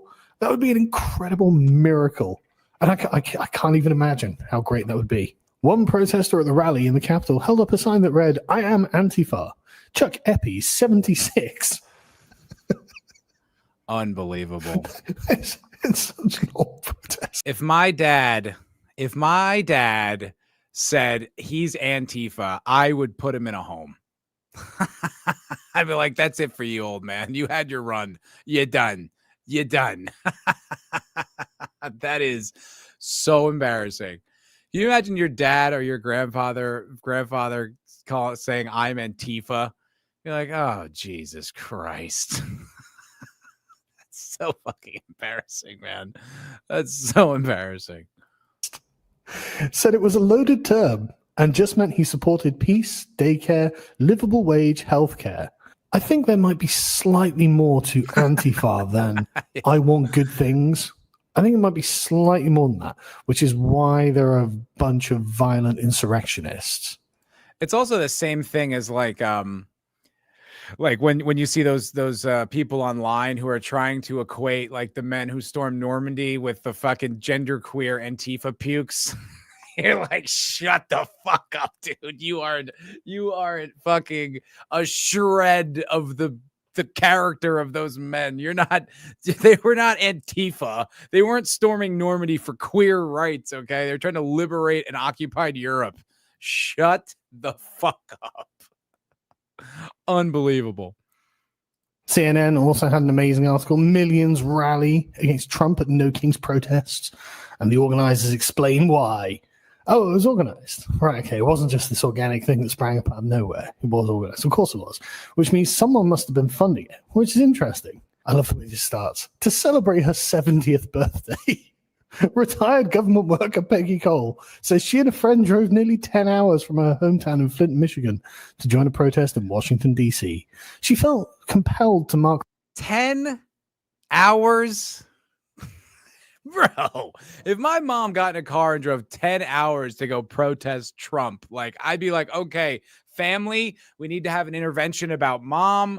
We need to, find a solution to this problem. She can't just be driving across the country to go freak out about a president she doesn't like. Like, she just can't live her life like that. We need to intervene now. Like, do we need to be around more? Does she need to get a new hobby? Like, I'd be on the phone with my sister that day. I'd be like, what do we do? How do we fix this problem? There is no way that my mom's not 70, but she will be soon, year-old mother is driving across the country to go protest Trump. Absolutely. I don't care how angry she is. I don't care what policy she disagrees with. I don't care how much she tells me he's a fascist. Mom, no. You are not. If you're driving across the country, you're coming to see me. You are not driving to go protest Trump. Absolutely out of the question. The milestone at the large demonstration because it's a scary time for Americans and democracy is at stake. Why? Like, everyone just keeps getting elected to... That's a good point, Liz. People drive the opposite of Flint, Michigan for many reasons, so it's almost fair. Yeah, maybe she's just using it as an excuse to get the fuck out of Flint, Michigan. In that context, I take it back. Anything to get the hell out of there. Fair enough. Things. And you're like, you know what? This is more what democracy was supposed to be. Democracy is when I get what I voted for, not when the other guy gets what he voted for. It seems to me that Trump is taking our government, our democracy, and dismantling it piece by piece, slowly but surely. If we sit by and don't do anything about it, what are you talking about? Like, seriously, in a couple of years, there'll be another election and a new government will be formed. Like, I genuinely don't know what they're talking about. Like, when they say this, it's like, what? Like, he's getting rid of some of the parasitic bureaucracy. It's like, okay, good. The Department of Education is not written into the Constitution. That is not a fundamental part of this republic, okay? Like, just because he's getting rid of some of these government departments you don't like and kicking out these like government workers who do nothing really but cost us money, it's like, that's not him dismantling. It's like, you fucking idiots. You don't even know you don't even know the fundamentals, what you're arguing or saying. You're just mad. You're just mad. It's like, okay, man. You know, it's like, remember when you had kids, you fucking crazy boomers, and you taught them that, you know, feelings aren't facts and you have to like kind of grow up and like handle your emotions. Remember when you did that? Well, they'll take the fucking lesson and act like an adult and take it in stride. Walk it off. It's just going to carry on. Your local elections will carry on. Your state elections will carry on. Your elections for the police, the judges, whoever else you vote for. Americans do so much voting. That's all going to continue. I don't know what you're talking about. So CNN tell us that the Trump administration and GOP officials have painted anti-Trump protests as the work of violent left-wing radicals. But the organization behind the No Kings events, the Indivisible Project, says it's committed to nonviolent action. Should we look at who they are, folks? So they say they are a progressive grassroots movement of millions of activists across every state, fueled by a partnership between thousands of local autonomous indivisible groups and national staff. Well, who's funding them? I bet it's going to be Act Blue, isn't it? I bet it's going to turn out to be Act Blue that's funding this. I bet a huge amount of Soros money has been poured into this, hasn't it? I don't have time to look it up, but I bet I'm right. Well, I do have the time to look it up. And in fact, I already did. So to see if Sargon's instincts were correct, I took to Grok, as I oft do, and I asked. And I said, who organized the No Kings protest? Oh, we've got the 50501 movement, Indivisible, the ACLU, which, by the way, can I just say, credit to Kash Patel. That guy has been getting nothing but shit because of, you know, he's handled a lot of things wrong. I understand. But he, with the ACLU and the Southern Poverty Law Center, two of the most antagonistic, like left-wing think tanks, organizations, you know, commie-run bullshit. He took out, like, I guess there were like FBI agents like embedded in these organizations. There was some sort of exchange of information, or they were colluding and working together, and he stopped that. So credit where it's due. Kash Patel cut the knees off of the lib establishment in another way, which is tight. Good. Where else? Democratic Socialists of America. Good, solid people there. American Federation of Teachers, Common Defense, Human Rights Campaign, Planned Parenthood, and Move On, etc., etc., etc. And I said, okay, who funds these groups?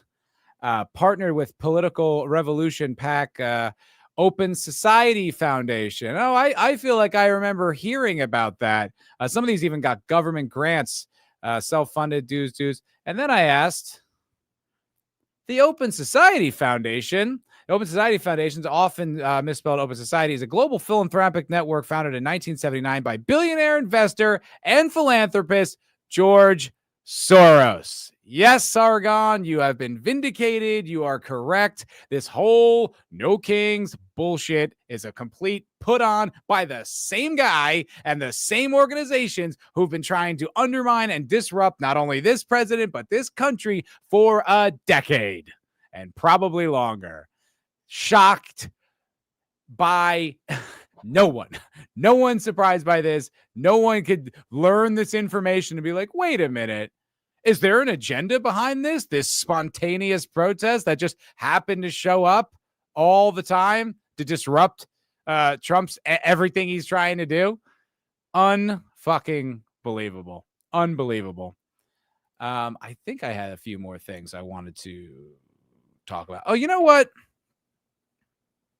I do have something. And this is, Michael, to be fair to the leftists in the crowd, which I can't imagine there's too many of them. But I did find a story that I really didn't like. And it has to do with immigration and deportation. And I was like, that's not a great look. I don't like that at all. Central Diddle, the tactical wokeness USAID crap also came from the IRI, the International Republican Institute think tank. I didn't know that, but I don't trust these people. I don't care. All these organizations, when you got 3 letters, those little fucking abbreviated like organizations, groups, I don't care if they're government or if they're NGO. I'm suspicious immediately. I'm suspicious. Hey, Jana Banana, thank you. All you schmucks need to like this stream now, she says. Thank you very much, Jana. Thank you so much. George Soros survived Nazi occupation, so he decided to go to the other extreme, huh? Yeah, I don't really, all I ever hear, I feel like he's like the emperor in Star Wars. He's like this evil guy behind the scenes. You only ever catch glimpses of him, but he's never up to anything good. Anytime his name comes up, you can be sure there's some nefarious shit coming. That's hilarious. My favorite thing is Toronto No Kings had to be called No Tyrants because they have a king. Oh my God, these people are so lame. So lame. So funny. What, bro? You don't want to live in an open society? Yeah, it's like, what? You don't love your country? You don't want to have the Patriot Act? It's in the name, Patriot. Yeah. Exactly, dude. Exactly. Okay, but this was fucked up, and there's a bunch of new people here. So to be completely clear, I am absolutely pro deportations, limiting the border. Trump's immigration policy aligns with my values. However, this is fucked up. And I did not like this story at all. And I had to do some extra research to make sure that this was accurate. And it was. Okay. So man wrongfully imprisoned for 43 years, instantly detained after being released from prison. Okay. And now they're trying to deport him to a country he hasn't lived in since he was a baby. This story sucks. So this guy, I guess he was like in college, or he was around college age, and he was involved in dealing like LSD. Now, he was 9 months old, and I guess his parents are U.S. citizens. I'm not entirely sure all the details. You couldn't get every detail out of this guy, but apparently his parents are U.S. citizens. For some reason, he was born in India. They moved back to the United States, and he lived his whole life in the United States. Now, technically, I understand he's not a citizen, and this does go against it. But if that were me, I'd be like, but I'm a citizen. Now, his parents probably should have done more, in the 19 years before this thing happened to get him to be a citizen. But his green card, I can understand. And I know it's a difficult process. I had a buddy back in LA who was from Italy. It's a pain in the ass. It's a lot of money. It's a lot of bureaucratic red tape. I get that. What I don't get, so this guy was he's been wrongfully imprisoned for 43 years. That's 3 years longer than I've been alive. And he was in prison for this entire time. Okay. A man who was just released from prison for being wrongfully imprisoned for a murder he didn't commit was detained almost as soon as he walked free. Okay, bear with me.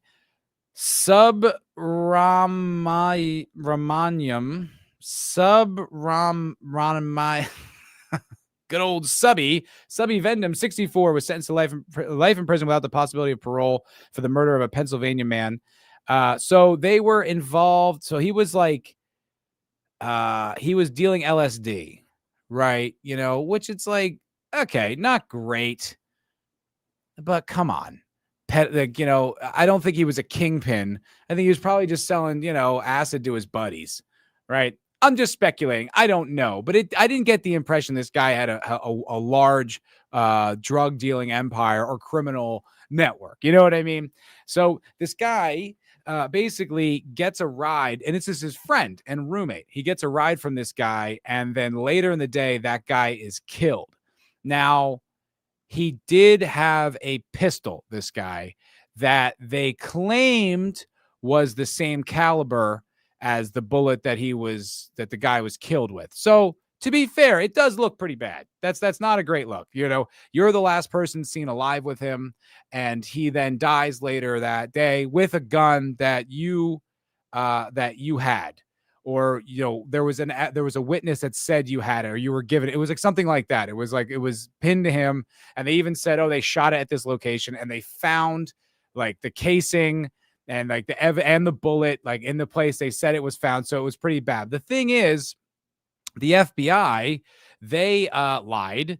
They actually had different forensic evidence that suggested that the bullet that killed the guy was a different caliber than the bullet that was from the gun that he had, or was known to that he had, or whatever. You understand what I'm trying to say? Anyway, asked for a retrial in the 80s, doesn't get it, resentenced to life in prison. Later on, the forensic evidence comes out. Okay, so he's exonerated after 43 fucking years. Didn't kill the guy, stayed in prison this whole time, exonerated. The second he gets out, detained by the people who ICE, and they want to deport him to fucking India. Bro, that's not cool.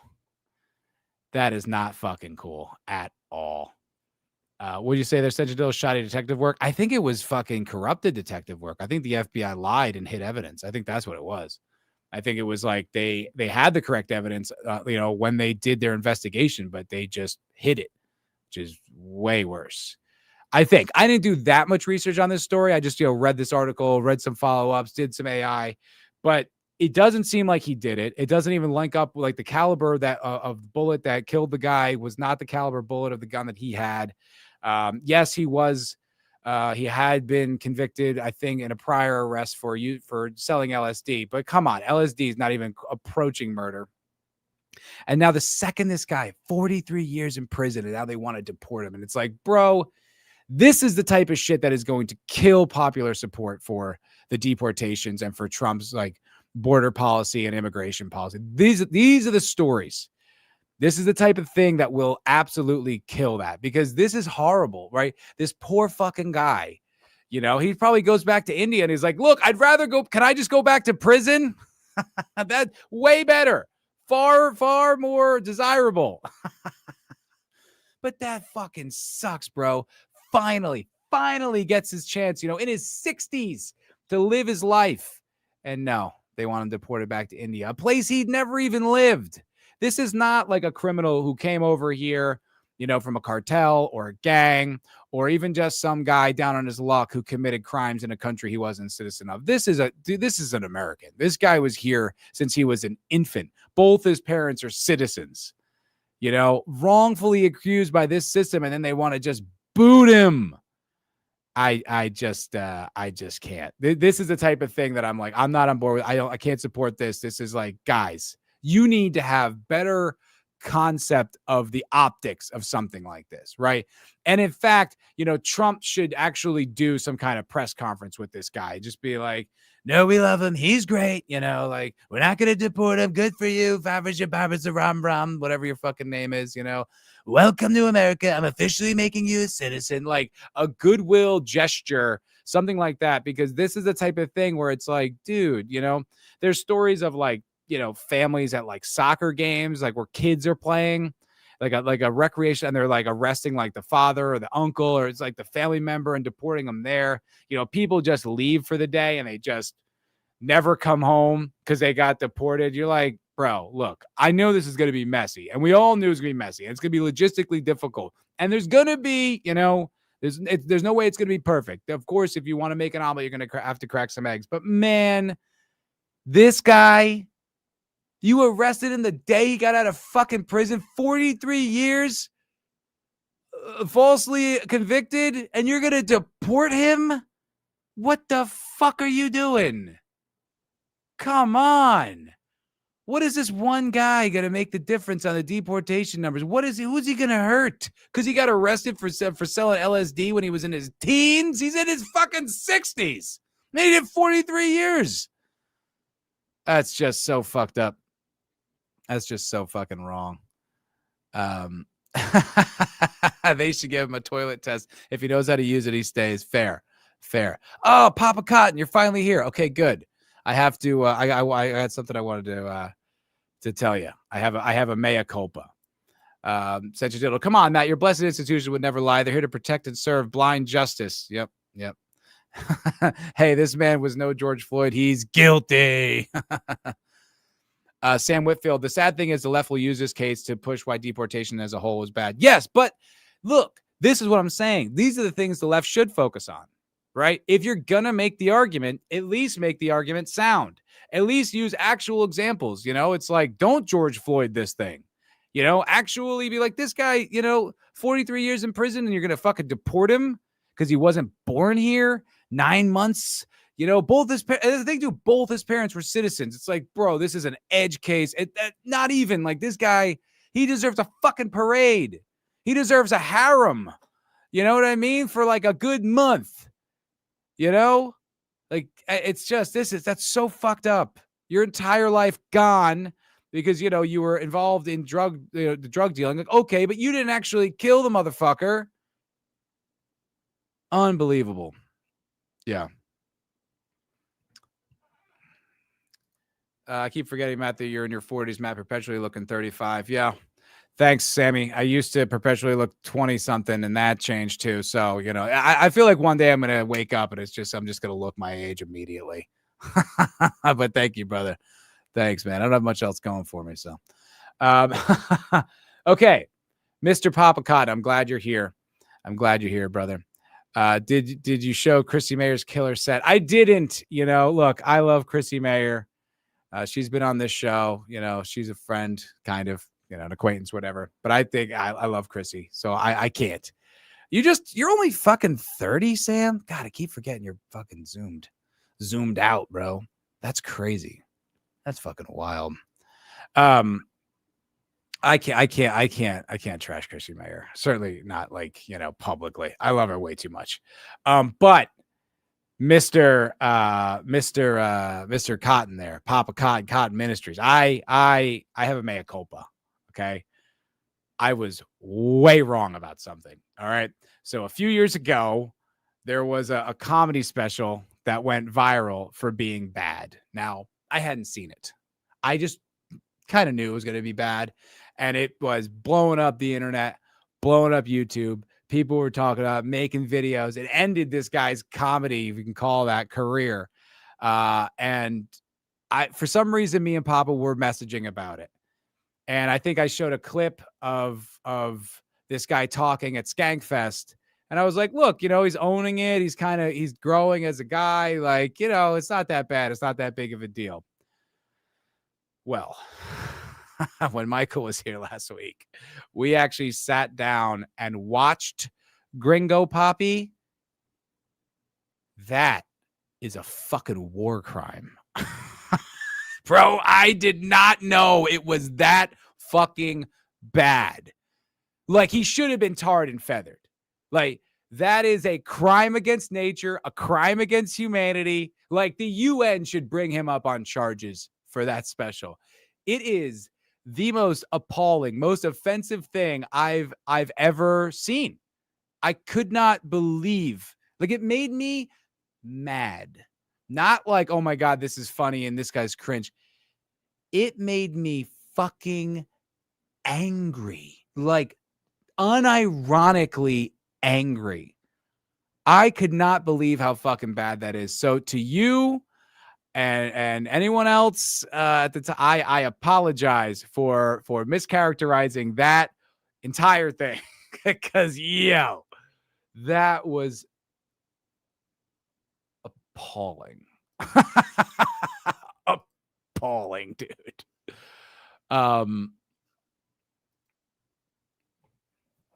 Should we watch some? I wasn't gonna. Maybe you guys haven't seen it. Maybe you don't know the depths of this fucking atrocity. But little kids finally getting relief from the shelling in Gaza would prefer to go back, if not to watch this garbage. This was the most appalling thing I've ever fucking seen. Oh my God. Oh my God. I don't want to keep making more Gaza jokes, but I can't. It was so much worse than I thought it was going to be. I don't know if I'm going to get claimed for this, but I gotta watch some of this. It's so fucking appalling. If you guys haven't seen this, like, just strap in, man. Just strap the fuck in. Trying to get it. I take the L and elevate, I push it past the limit. Don't need no diamonds on my wrist, oh God, because I swear the vision big, just like the thick boy squad. Big boy squad, big boy nation.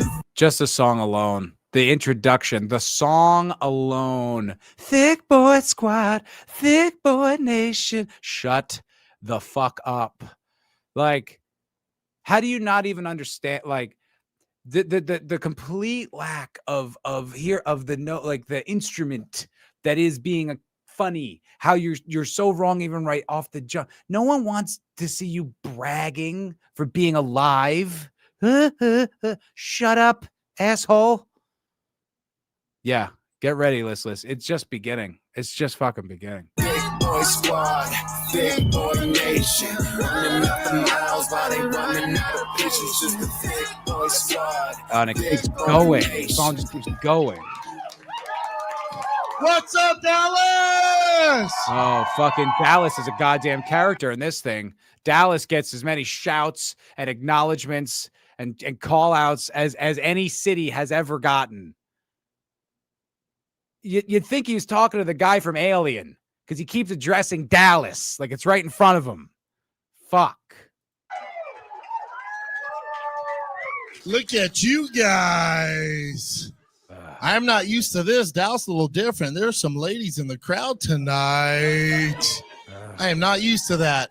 My demo, 18 to 36 bros. That's what I specialize in. It's a real cock fest usually at these things.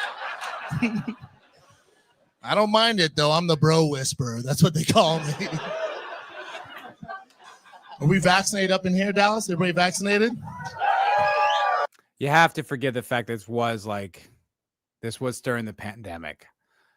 I'm not making excuses. Trust me. This is a few years ago. So as out of date as that might sound now, when he put it out, it was a relevant topic. Is he going to tell a joke, Boosh?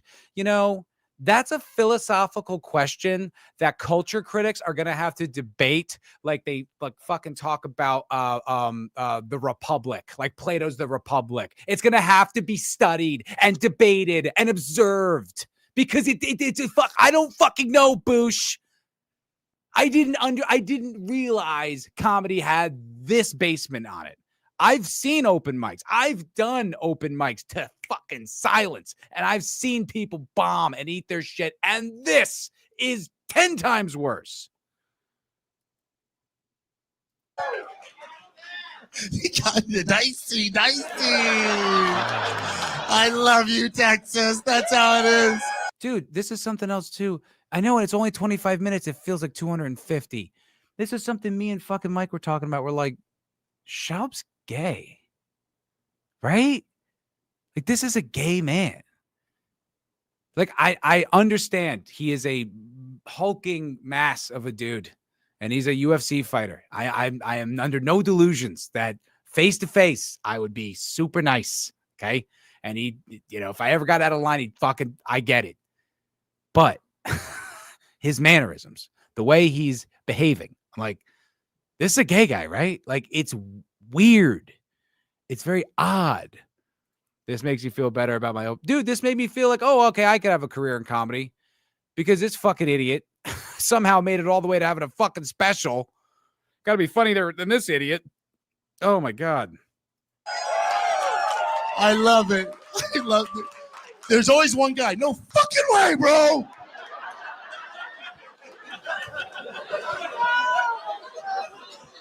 That needle's not touching this fucking temple, daddy. What? Why is the anti-vax guy gay? But I think that's how he defaults. Like, that's what's inside of him, I think. Daddy, all that gay shit. You're like, what? Why is wouldn't the obvious stereotype, you're in Dallas, wouldn't it just be a country guy? Would he be like, nah, fuck away, ain't touching me with that backside? You know what I mean? Like, wouldn't that be the easy thing to just grab? You're like, no, you made him gay? Why? What are gay men known to not take the vaccine? What even is this premise? What is even happening? What is this joke? As he says that, he's taking a nacho, dipping in nacho cheese. Why? Why is he doing that, Brendan? Why is he doing that? Why is he licking the nacho and then looking you in the eye? What are you fucking talking about? How is that the joke? That doesn't make sense. That's it. I'm getting vaxxed tomorrow. Oh my God. This is how dude bro frat boys sound, lol.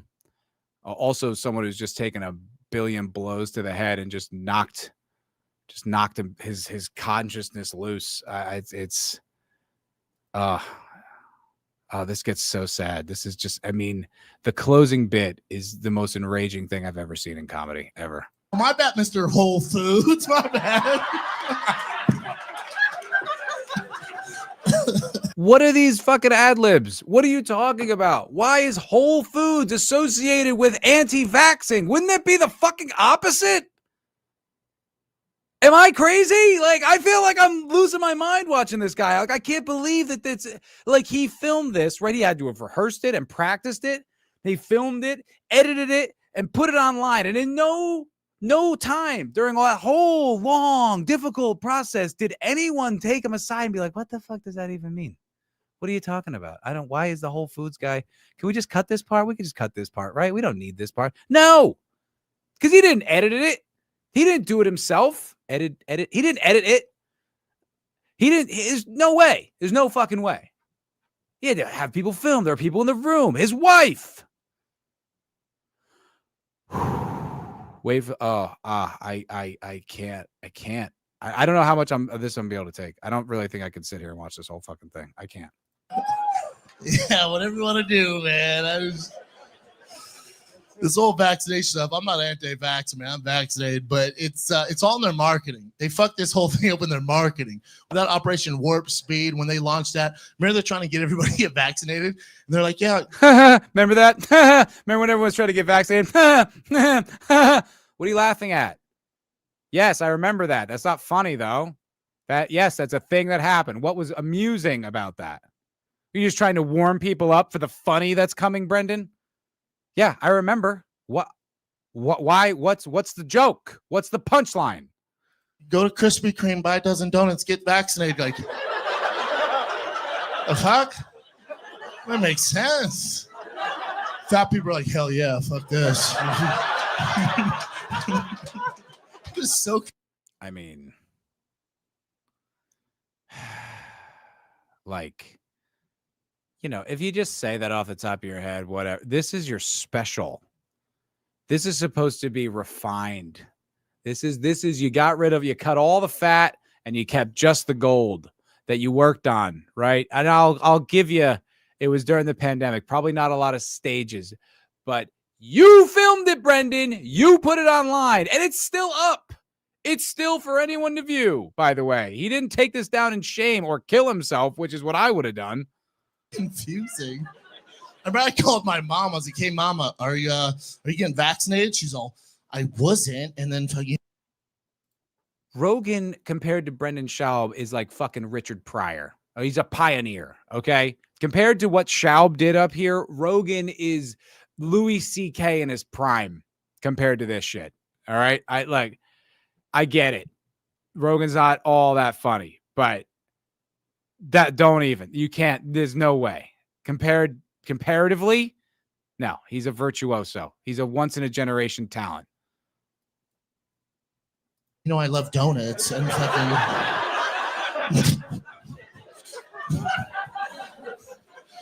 Do you remember the first dumbass that messed it all up for everybody, scared the shit out of from getting vaccinated? Remember that idiot? He was all over the news stations. The first moron to get. I don't remember this, Brendan. I don't know what the fuck you're talking about. I think Michael fucking, he knew what he was talking about, but Matt, go watch Rogan's last hour and then talk to me. But Rogan's done funny stuff in the past. I don't think it's brilliant, but it's not awful. It's not horrible. But at least there's fucking premises, Sentient Dildo. At least there's setups and punchlines, and there's a cohesive concept running through the fucking jokes. I don't know what this is. It would be more entertaining to just take a schizophrenic out of a mental hospital and just put him and let him run, because that would be probably more coherent. Doesn't Rogan make Brendan shut the fuck up all the time on JRE? I've seen clips. He's a doofus. Has he been on JRE? Is he still on? By the way, Brendan still has a podcast. He still has his own podcast, and he's still on a podcast with Chris D'Elia called The Golden Hour. That was fucking news to me. I would never show my face again. No, I would go work in a factory, or I would drive Uber. I would do anything other than show my face in public. If I put this out, that would be the end. I'd be done. I'd be out, guys. That Johnson & Johnson, clearly a meth addict. Nobody checked into his background. Remember that? They put him on the news. He's sweaty as shit. He was on all the major broadcasts. I have fucking no idea what Brendan's talking about. I'm going to look this up. I'm going to see if there's anything even relating to what he's talking about, because I don't know what he's talking about. The first man vaccinated COVID.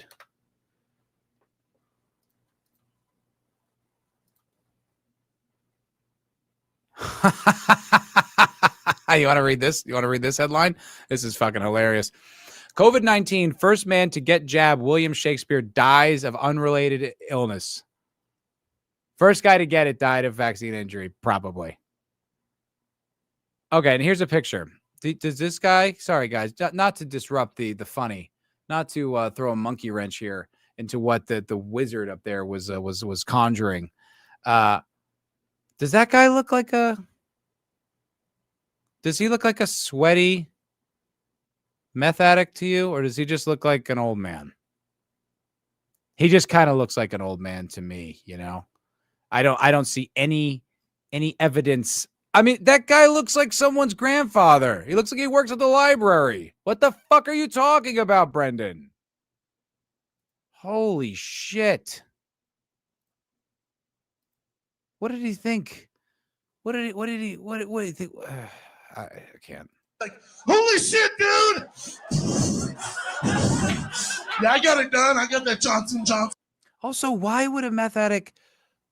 Why would he get a vax? Like, why would that get him high? What, just because there's needles involved? What is it? What if, like, are meth heads also known for like giving blood because, oh, I just need a needle in me? That's why I like meth. It's not the rush from the drug. It's just the action of the fucking needle. That's what I like, Brendan. Put fucking needles in my eyes. Oh, is the first Johnson & Johnson recipient? Do I have to do more research? Bro, I don't feel good, bro. I can't stop sweating, bro. I feel like I'm growing wings, bro. I'm gonna lay low for a little bit on the vaccination. I'm just gonna. Really? Also, sorry, did that happen? Did anything approaching that happen? Was there some guy tweaking on the news, and the reason why people had suspicions of COVID was because the guy was tweaking like he was high? Is that what happened, Brendan? I'm pretty sure it's not what fucking happened. I'm pretty sure I'd remember that. That moron. It's all in marketing, man. Like, they need to hire just a dime piece actor we've never heard of. Just blast them all over the news, right? Just somebody who's fun. Get them on there and just put them all over the news, all over the nation. Like, yeah, dude, I got the Johnson. I feel pretty good. I feel great, actually. If I'm being honest, one side effect, I just want to be up front with everybody.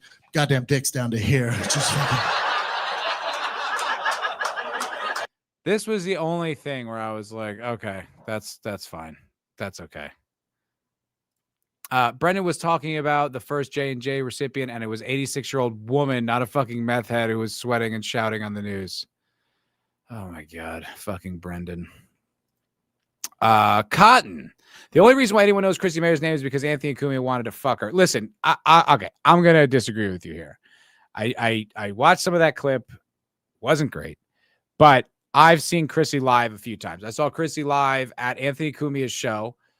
She was very funny, and I saw her do like a headlining set at the Cap City a few years ago, and she was fucking hilarious. She did probably 120 minutes.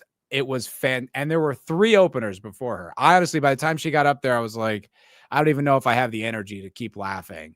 And it was killer. It was fucking hilarious. So I definitely won't say that. She is funny. Maybe that joke sucks.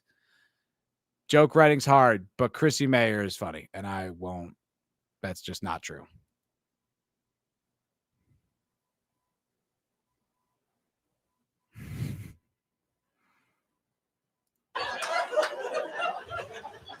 You'd have a line of bros at CVS just like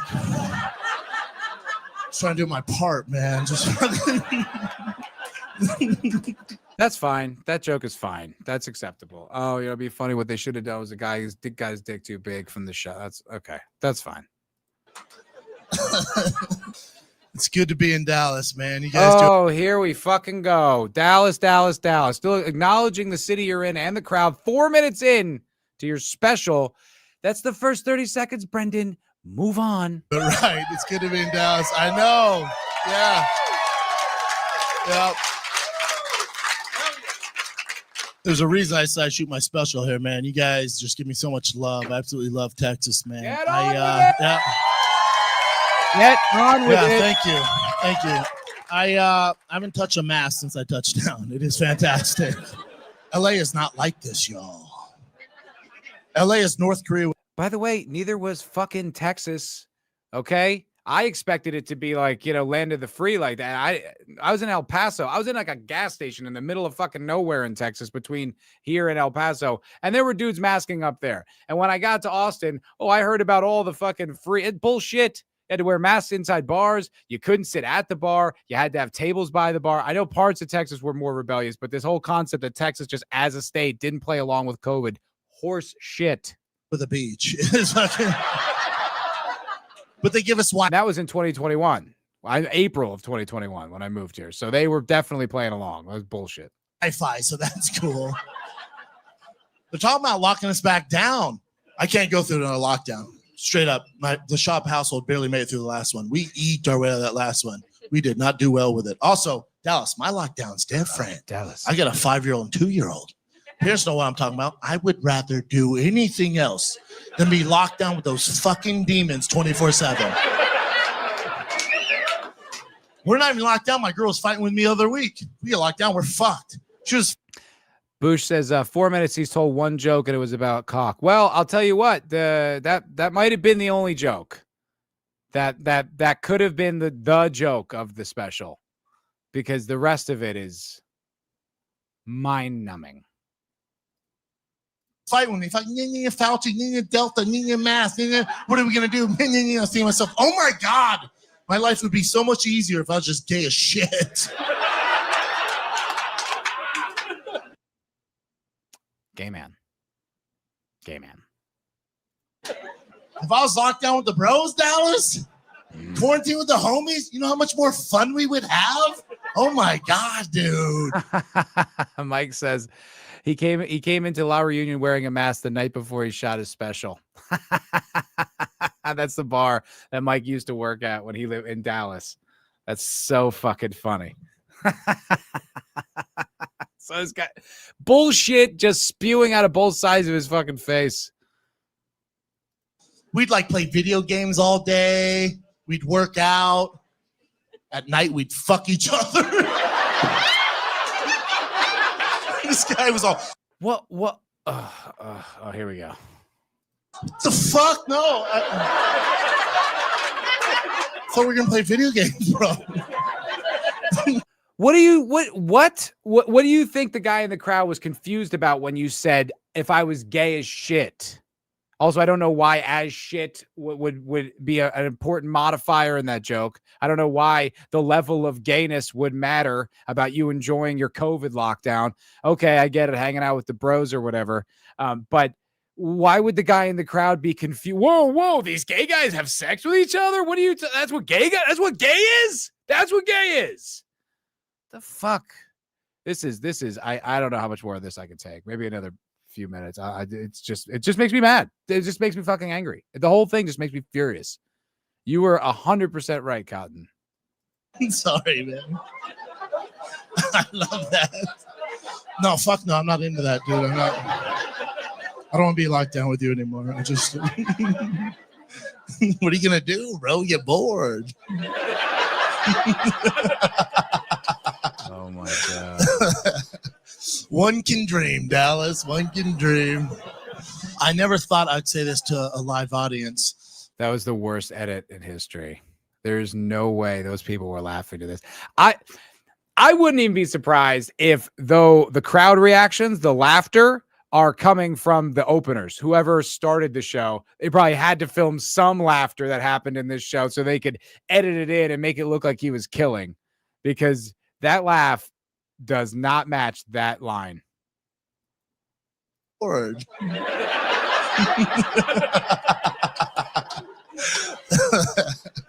One can dream, Dallas. One can dream. Look at her.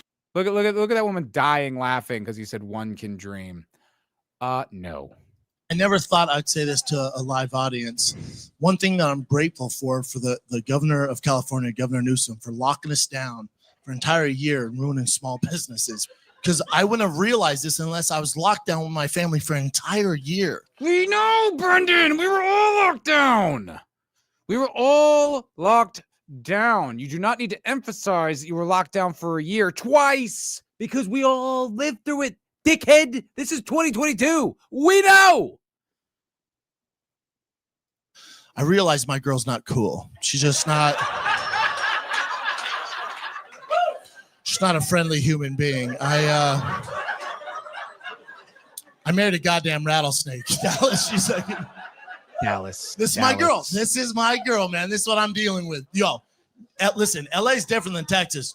They just opened my son's school last week. He hasn't been in school in a fucking year. They just opened it last week, first day of kindergarten. So I got him his first day outfit, looking all fucking fly, dope kicks, giant backpack, backwards hat, looks just like me. I'm walking up for school. I'm like, dude, it's about to be lit as fuck. Why is he dancing like that? What is that little gay little prance? Why is he so gay? I don't understand it. Why is that his comedic instinct to be gay all the time? Feel like that's what's trapped inside. Friends out front in the first day outfits. I'm like, oh my God, you guys are cute as shit. I need to document this. I go, T, get tight. There's a bunch of you squeezing tight. Daddy's going to take a picture. Ready? Cheese on 3. Ready? 1, 2, 3. Cheese. They're all cheese.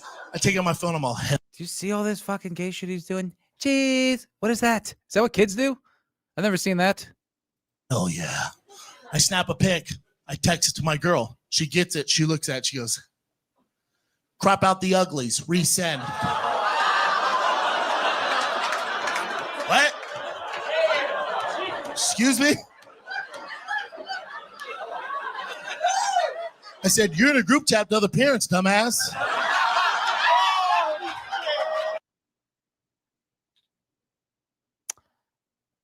No, she isn't, because this didn't fucking happen.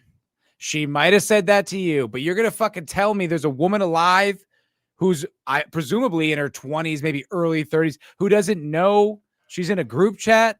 Every woman I know can't keep their fucking hands off their phone. All they're ever doing is in their phone, texting, text. They're like fucking text black belts, all of them. And it's like, you're telling me that this young girl got confused that she was not in a group chat? She didn't realize that? This never happened. This fucking never happened. I can't. I'm honestly upset. It's like, this really makes me fucking angry. Yeah, exactly. Brendan dissing his wife and kids as a bit, which is like, look, Louis C.K. did that as his kids, but it was hilarious. You know, comedians trashing their wife is normal, but this also isn't funny. It just makes her seem mean and retarded. Like she's just a mean retard. Ari Matty does the same gay prancing, but his jokes are funny. Ari Matty's funny. I've seen him a few times live. He's hilarious. I like Ari a lot. I can feel my brain going numb like I snorted a line of coke, but without all the good side effects. Yeah. No, yeah. It's like, this is when I was watching with Mike, it was like, it was funny at first to trash it. And then I just like seriously just got angry. Like I'm upset. I'm upset right now. This is just, it's enraging. It's, I don't know. I don't even know why I'm doing it to myself. I guess I don't fucking have to. It's making me fucking mad. Savage, y'all. Savage.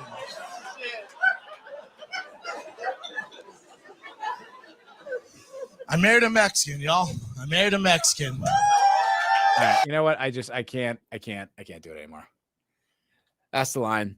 There is just so much about this special that is so bad and stupid and poorly constructed and ill-advised and like a crime against art, a crime against comedy. I just, goddamn, Joe Rogan, why couldn't you just let him just get beat to death in the ring? You know, why'd you have to give him this advice? Why did you have to advise that he'd do this? What did we do? What did we do to you? We just watch your podcast and support your stuff. And then this is what you do to us? You turn Brendan Schaub loose on us? Why? What did we do to deserve that? That's not our, what the fuck? Oh, I had to tap you. I literally had to tap. I can't do it anymore. Woo! All right, that was a lot. I feel fucking like dazed, like I got hit in the head. But like Brendan must feel all the time. All right, guys, that's going to do it for this episode of the MFR Podcast. Thank you very much for watching. I appreciate you. If you have not, I don't know, check out the MTG video. I thought that was pretty good. I got another few videos coming down the pike because I'm hot right now. You know, I just got the ideas are flowing. I feel good about it. So they're going to keep coming as long as I've got the juice to put them out. Watching me spurg out was kind of funny. Okay, good. Now I need to go for a walk and clear my fucking head because now I'm like, it's like living in me. All right. So yeah, same time next week. Thank you guys very much. You know, all the good shit. You guys are good people. Fucking Sammy. Thanks for being a member all this time, my friend. And have a shout one. I'm sending you guys over to Leon. So fucking head on over there. Tell him I sent ya. I'll see you guys later. Peace.